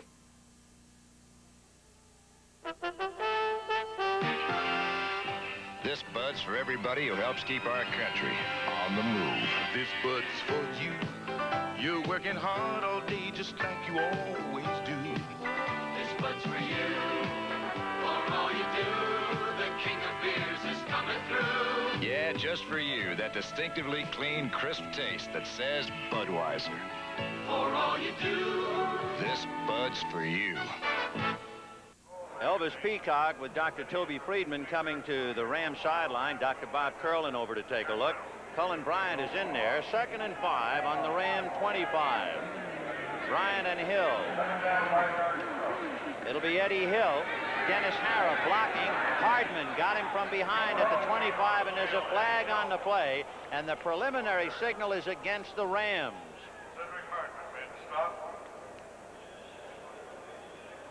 And a holding call against Los Angeles. It might have been against John Williams. He's been known to hold, you know. Yes, and John, number 75. So if you hear that magic number, you know John Williams, 12 years out of Minnesota, was the guilty party, if he be the one. They'll spot it back on the 15. Holding by the offense, number 78. It's 2nd down. No, Jackie Slater. Elvis Peacock apparently hit in the small of the back. That's orthopedic surgeon Dr. Bob Curlin on the left, rubbing that area around the kidney. 2nd and 15 from the 15. Reuben Vaughn almost came over, but he got back. Hayden on a quick out, Cullen Bryant, and Bryant gets to the 25-yard line, but he had to get to the 30. Reuben Vaughn doesn't rush the quarterback. No. I like Vincent in there better than Vaughn. Reuben, 6'2", 264, and a rookie out of Colorado. He's very strong. He's been known to bench press 475 pounds. but he is not quick. He's strong, but more or less of the old standing guard. There he's going out now. So in a 3rd and 5, Reuben comes out. Ted Vincent is in there, figuring he can provide a better pass rush. Dwayne Board is in there. Flag on the play, and I think Jimmy Webb was offside. Hayden to the 30, has his first down, going out of bounds at the 42-yard line. Jimmy Webb had moved, so the Rams had it one way or the other. You know, we've said this before. Hayden does a good job of varying his cadence. 49ers are running a stunt, but they're offside. It doesn't make any difference. Well, Hayden will carry from his own 25 to the 40-yard line, a pickup of 15 and a first down. Penalty is defused. First down. Penalty decline. 1st and 10 on the Ram 40. Remember, they started on their own 20 after the kickoff by Wersching went into the end zone. 9:57 left in the game, but it's still a game. Rams 24, 49ers 17. And Hayden's numbers getting close to the 200 mark. Under 129 up. Here comes Eddie Hill. He has Cullen Bryant and Dennis Harrah blocking, and he gets across midfield. So Dennis Harrah, number 60, and Cullen Bryant, number 32, blocking for him, and that's Cullen getting up slowly. And there's Harrah, the other member of the duo that sprung the play. They must have close to 100 yards around that right side, the defense's left side. Bryant has carried for 45 yards, Tyler for 27, Peacock for 38. Of course, remember, Peacock picked up 46 on one play. So the Ram offense grinding out the yardage, which is certainly no story. That's what they usually do. It's a question of how many points they put on the board. Cullen Bryant hit and fights his way for the first down. They'll get it to about the 46, 1st and 10. Well, they're doing what they want to do. They're moving the ball, keeping the clock going. They have a lead, and they're making first downs, and they're getting in field position for a field goal. Going into this game and the 2 previous games, the Ram offense had piled up over 200 yards more than the other 2 teams they played, but they were outscored by 3 points.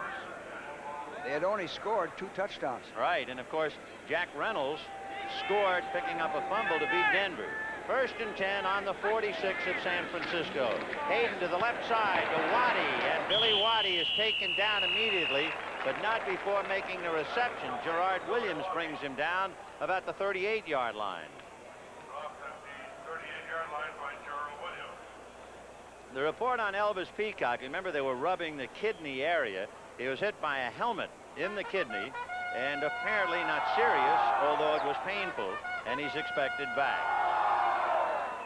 Hayden now has passed for exactly 200 yards, and he has moved the club 2nd and 2 on the San Francisco 38. Cullen Bryant, Archie Reese, and Scott Hilton.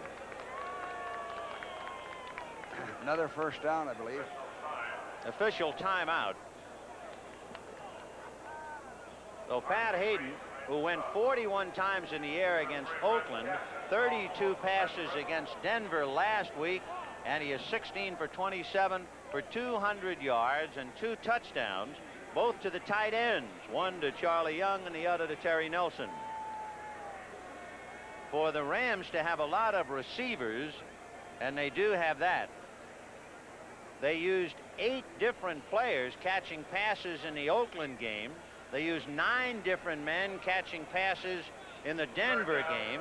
You can see it's 3rd down, and they have used 10 different men catching passes today. And here's Terry Nelson, who caught a touchdown pass coming in at tight end. 2 tight ends.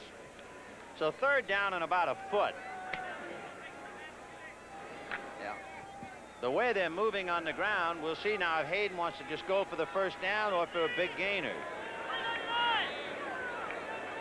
Bryant and Hill, Cullen Bryant, and he's got the first down inside the 30-yard line. Loose ball, fumble. Now we'll wait and see. The Rams say they recovered.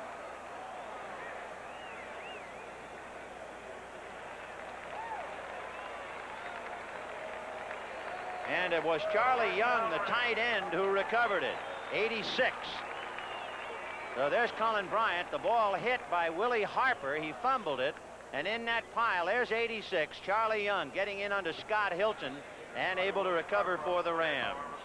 Pittsburgh 21, St. Louis 21. Terry Bradshaw, 5-yard touchdown pass to Benny Cunningham. And that's the same Terry Bradshaw who went off on a stretcher, and he's back to tie it up. 1st and 10 on the 26. Hayden fakes once, now going deep. No good. Intended for Ron Jesse. Charles Cornelius was there to stay with him. Still working on Cornelius. They ran an out and up on him. He was right with them. Dallas leading Chicago 24-20 in the 4th quarter. So they've got a dandy down there.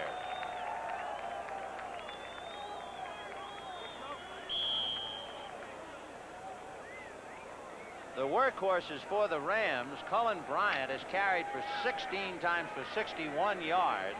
O.J. Simpson has carried 17 times for 69 yards. Here's a 2nd and 10 from the 26. Hayden is buried at the 35. Schumann, Hardman, and Vincent all in there on him, and they just ran over. They dogged him. Doug Smith, the center. That's what they're going to have to do. He has too much time when they just rush with 3 and 4. They're going to have to dog and take some chances. Here it is. Right in here now. Schumann. That was Schumann. By the way, on Dallas leading 24-20, Roger Staubach hit on a 22-yard touchdown pass to Tony Hill to get the Cowboys out in front.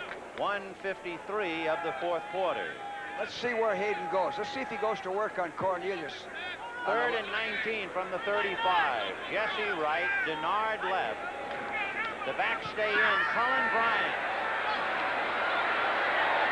And a good play by Scott Hilton, number 55. Hilton stayed with him, brought him down. So Colin Bryant on a 3rd and 19. He picked up 9 yards, and the crowd doesn't like it. They wanted Hayden to pass, and they're angry. They figure they got the game won. They want more points.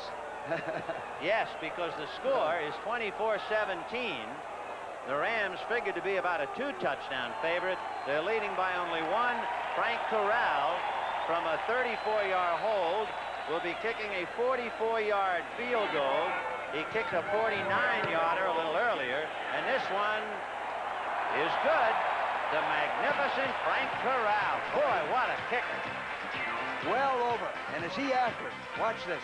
Good hold. The Rams 27, 49ers 17.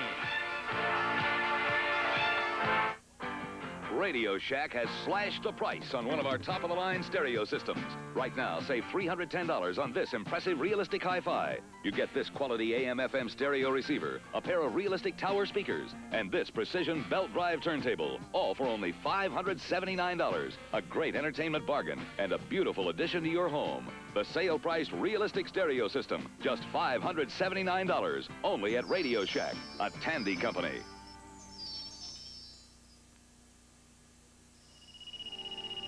This home could be a lot like yours. It's a home that's losing heat, wasting costly energy. It needs Pink Owens Corning fiberglass insulation.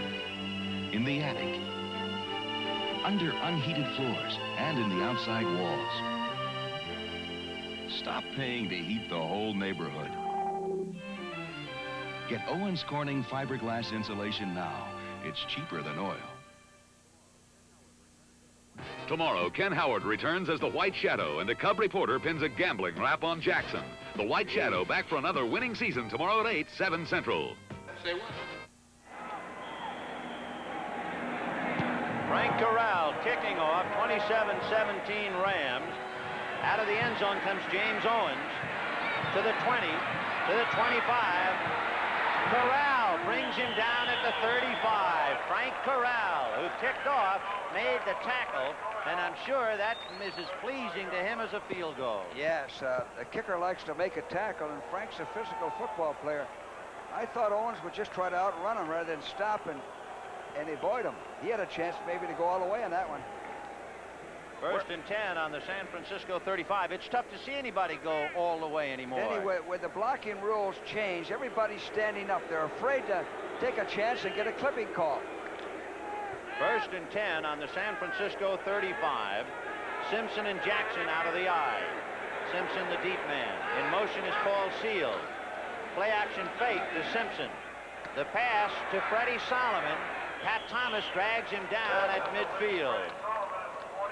First down, San Francisco. Freddie Solomon, who has been a much more successful receiver today than in the first two games. He's caught 5 for 53 yards. That was his 6th reception. So he has now caught him for a total of 69 yards. Freddie Solomon. They have to go deep. They have to get a big play, a deep pass. O.J. Simpson outside Wilbert Jackson. Osteen will bring him out. A flag on the play. He hit him out and of it bounds. might be Osteen tackling O.J. high and out of bounds. See, he was right out of bounds. There's no need to jump on him there. Dwayne Osteen, who went to school at San Jose State, and he had O.J. up around the neck. And O.J., who's accustomed to critics, but not down on the field. And it'll be a penalty against the Rams. Here it comes, and Red Cashin will bring the ball down to the 32. Unnecessary roughness, number 33 on the defense, first down. Well, here it is. You see, he clubbed him with his forearm and then stayed with him way out of bounds. Normally on that play, O.J. Simpson has a stunt man, George. First and 10 on the Ram 32. James Owens is in there with Simpson. In motion is Seal. He was late picking up the call. DeBerg to Owens all alone, and he's inside the 20 to the 15-yard line. You know, one thing I've noticed about Owens, he has great racehorse speed, but he doesn't make anybody miss. He doesn't have natural moves.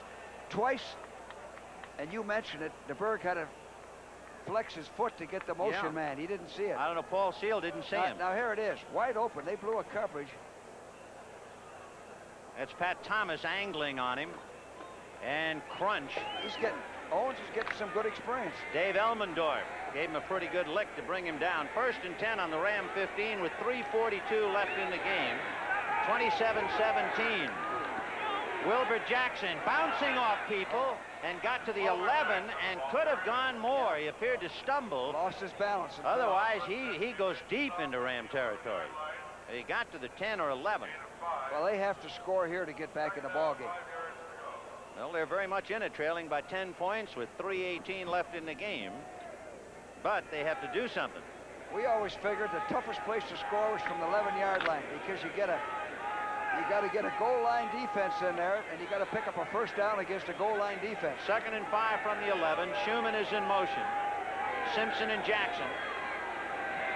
DeBerg deep to Schumann. He caught it. Touchdown. Nice. Oh, what a catch by Mike Schumann. Nice catch. His 2nd touchdown. Beautiful play. 2-year man out of Florida State. They picked him up from Miami. Good first down call. Another play action. Not too much rush. He's got the protection. Now watch this catch and throw. Up high. And he had possession before he went out. And that's a high-priced district with Elmendorf, Cromwell, and Thomas all around him. So it is 27-23. Wersching trying to bring him very close within a field goal. The spot, the kick, it is good. And with 2 minutes and 55 seconds left to go, we've got a whale of a ball game. Anything the can Rams, happen now. 27, San Francisco 24. Isn't that something? Yeah. Now I know why they call this a board meeting. I'm so bored and hungry. What we're talking about here, JB, is the Big M. McDonald's manufacturing. We can show you a way to increase production today. Oh, no. Well, what do you think, JB? JB? Oh. What do you think, Max? we should break for lunch? Big idea. Really Big Macs. Big Macs. Nobody can do it like McDonald's can.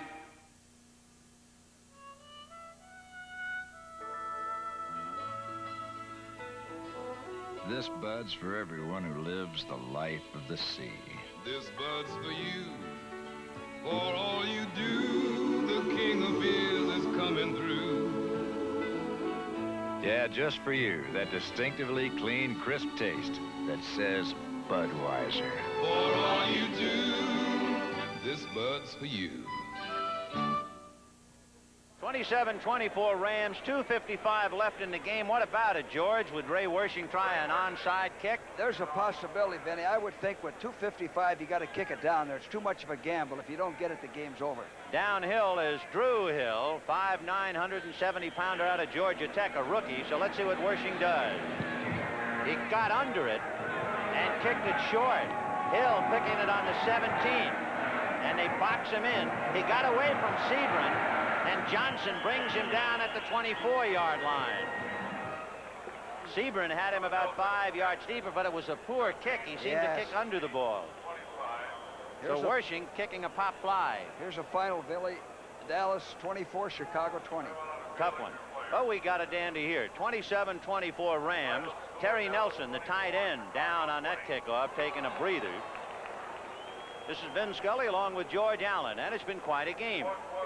49ers scored 10 points in the first quarter. The Rams woke up to score 14 late in the second quarter to lead 14-10. The Rams scored the only points in the third quarter to lead 21-10. But here in the fourth quarter, the Rams have scored on 2 field goals. The 49ers twice have gone 65 yards for touchdowns. So it is 27-24 Rams, 2:45 left in the game. And against the #1 defense in football. But that's today. What about tonight on CBS? Well, we proudly present 60 Minutes, back with a brand new season of brand new stories. And then Carol Burnett faces a difficult, dramatic decision on the 10th month. And on All in the Family, the slave driver Archie Bunker pushes Edith too far. It's all on CBS tonight. Now, right in here, Benny, I would think the Rams would grind it out, keep the clock going, try to pick up the first downs, don't take too many chances. You're ahead, you want to move the ball down the field, and if you have to punt, put them in the hole. Terry Nelson, the tight end, has been hurt. Dr. Clarence Shields out there to check him, and Dr. Shields has now reported to the Ram bench. I don't know if that means they have to send some players out to help him off the field or get the stretcher. You know, in this heat, you get a lot of leg cramps, muscle cramps in the calf of the leg. You know who's going out to get him, and he's worth looking at? All of him is worth looking at. Jerry Wilkinson, number 70, is 6'9", 255. There he is. And Terry Nelson held by Bill Dunston on the right, and the huge Jerry Wilkinson, the tall tree out of Oregon State. And when Wilkinson picks you up, you're up. I think that's what it is, a leg cramp in the calf of the leg. We also mentioned Jerry Wilkinson not only because of his size, he was born in San Francisco, so we thought his former friends and relatives get a chance to look at him. All right, 1st and 10 on the Ram 24-yard line. Waddy is right. Denard goes left. Charlie Young, the tight end, on the left side. Cullen Bryant with Wendell Tyler out in front. And he's brought down shy of the 30-yard line. Dungy just missed getting him behind the line of scrimmage. Another blitz. They're still running that right side, 49ers left side. This is where you have to compensate, even if you use an unsound defense. You got to overshift, do something to stop that. George, if you made a study, most teams are basically right-handed anyway, so the right side offensively, left side defensively sees most of the work. You anyway, try to put your best defensive players against the run on your left side. So it is 2nd and 5 on the 29. Rams leading by 3, 2:08 left in the game. Cullen Bryant trying the other side. And he springs it out across the 35 and picked up a first down, I believe. Yep, big play for Cullen Bryant to keep it alive. Well, that's a big play. Now we're into the 2-minute. So we've got 2 minutes left to go in the game. The Los Angeles Rams holding on to the football and holding on to the lead over San Francisco, 27-24. RCA wants you to see the right color. Does your television automatically capture all the subtle shades of difference between this surfer in deep blue, this blue surfboard, and the blue Hawaiian surf? If not, wait till you see color, even color this close on Color Track 1980. Color Track 1980, with 8 automatic color systems designed to lock even subtle shades of color on track. RCA is making television better and better. Take care of your car at Kmart. Your Kmart Automotive Center has the answer to your muffler problem. The zinc-coated, double-wrapped Kmart Arrestor muffler. Have it installed by Kmart, and if anything goes wrong, they'll replace it free, as long as you own your American-made car. The Arrestor. Zinc-coated and double-wrapped like the best. And best of all, Kmart price. Get it at Kmart Automotive Centers across the USA, where quality auto products are Kmart priced. 1:57 left, as you see, in the ball game. The Rams leading 27-24, and they have a 1st and 10 on their own 39-yard line. Let's see if we can see what they're doing to the left side of the 49ers defensive line.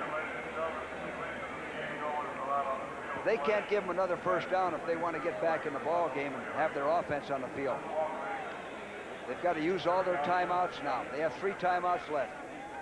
By the way, after that clutch run by Cullen Bryant, he has now run for 85 yards. Pat Hayden has passed for over 200 yards. So 1st and 10 on the Ram 39. San Francisco will be at home with New Orleans next week, and the Rams will be at Tampa Bay. DC! 399! 399! Cullen Bryant. There it is. Well, it's very evident. There's nobody getting across. Nobody's penetrating. The stop and runs, you got to get across and penetrate. So he picked up 6 so easily that time to make it 2nd and 4, and they look like they're not about to surrender the football. Rams 27, San Francisco 24. How long do you want your car to last? Forever. It still pulls this trailer on our camping trips after more than 10 years. Of course, the engine gets regular maintenance and Quaker State motor oil. A lot of rough driving, too. Last year to Death Valley, and we're always to the Sierras backpacking. Car's done over 100,000 miles, and it's still running fine. Quaker State can't promise everyone that mileage, but Quaker State helps cars last. I guess that's why it's the best-selling oil in America. Those headlights coming towards you, believe it or not, can actually help save gas, as much as 0.2 of a mile per gallon. Developed by the Sylvania lighting people, these special energy-saving halogen headlamps were put into practical use on one of the 79 model cars. And they're being used much more extensively on the 1980 automobiles. Gee. No, GTE. A minute and 49 left in the game. 2nd and 4 for the Rams on their own 45. The Rams leading the 49ers 27-24. And now just trying to hold on to the ball. Hayden to Cullen Bryant. And Bryant, who needs 9 for 100 yards, has just picked it up. So Cullen Bryant has rushed for over 100 yards on that last carry, and that just about seals San Francisco. What a day for the big man out of Colorado. He was with the Rams for 5 years and made only 1 start. He made 9 starts last year and scored 7 touchdowns, and he now has 102 yards in 21 carries. This football game produced by Perry Smith, directed by Tony Verna. And as we thank all of the others in our crew, a special thanks to Dr. Bob Woods for his statistical information and to Ozzie Lang for scores and details in other games. Vin Scully along with George Allen. And for the first time in 1979, George, next week, we're not going to see San Francisco. We've seen the Niners play Minnesota and just miss. Saw them play Dallas and just miss. From the looks of things, they're going to come up a buck short today. Actually, they're playing pretty good football. They have to realize that they can win. They're playing good enough to win, but they're really beating themselves. They haven't won enough to learn how to win, but that'll come. It'll come, and congratulations to Bill Walsh. He has revitalized the city by the bay, and to the DeBartolos, senior and junior. It looks like the ball club is finally in the right direction. And talking about the right direction, Matt Barr just kicked a 20-yard field goal. Pittsburgh leading St. Louis 24-21 as you see scores of other games. Pittsburgh game in the fourth quarter. Hayden to Colin Bryant. Bryant to the 41-yard line. Colin Bryant in 2 games against the 49ers last year averaged better than 5.5 yards a carry, and today he has averaged a little less than that. So the clock running down, 1:31, and the Rams aren't about to give up the ball or the lead. I went into Wendy's for the first time. I had a hot and juicy, and I loved it. That night, I had a wonderful dream. I took hot and juicies everywhere. All I could think about was that juicy meat, those juicy toppings. So, I decided to devote myself to bringing pleasure to people just as I have found it. You want a real good hamburger?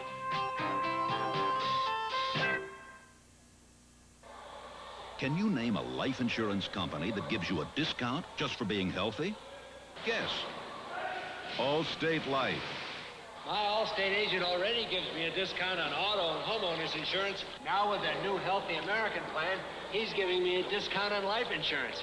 Because I don't smoke and I pass the Healthy American physical. What's that company again? Allstate Life. See your Allstate agent. Get in good hands for life. 2nd and 7 on the San Francisco 41. Hayden keeping inside the 40 and gets to about the 37, diving over his center, Rick Saul, who was leading the play. Hayden made a good adjustment. It was a broken play, and he kept the ball and spun around and made a few yards out of it. Time running out. The Rams holding on to the football. Also like to thank Dennis Mnuchin for his help today here at the Coliseum as we all looked anxiously beyond the big saucer to the fire out west of Laurel Canyon. And although we are very far away from it, it would appear to be contained now. And a big amen for that thought. 53 seconds and counting as Hayden brings them up. Jesse wide right, Denard left. Wendell Tyler and Cullen Bryant. Cullen Bryant, a block by Tyler, and he gets inside the 35. And again, the clock running down, as you see. This is good work on the Rams offense. They had to keep the ball, make first downs, not throw it, and they've done that. Here's the final. Pittsburgh 24, St. Louis 21. And another final, Seattle beating Oakland 27-10. So Bill Walsh has come close. He said he might be able to win 4 games this year. And the clock going down. San Francisco having used timeouts. And there's not a thing they can do about it. And so the 49ers are going to go back home with another close one. But no cigar. It only counts in horseshoes. The clock is run down. A delay of game against Los Angeles. It's 4th and 1 on the 34. It's really academic. However, the rule is the rule. So the delay of game penalty. Here's Red Cashin again. Delay by the offense. One more play. One more time. Here's where you should fall on the ball, take the snap, and fall on it. 27-24. So the 49ers have come close, but no cigar. They lost 28-22 to Minnesota. They lost 21-13 to Dallas, and they lose 27-24 to Los Angeles.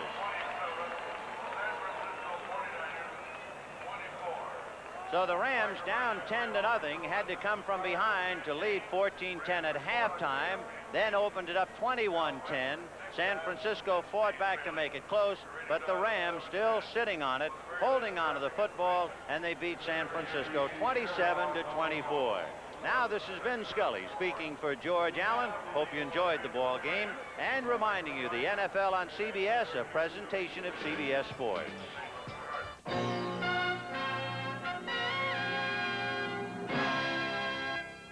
Television's most shining hour is back for another season with 3 brand new stories. Don't miss the premiere of the most celebrated broadcast of its kind in all television, 60 Minutes, tonight on CBS.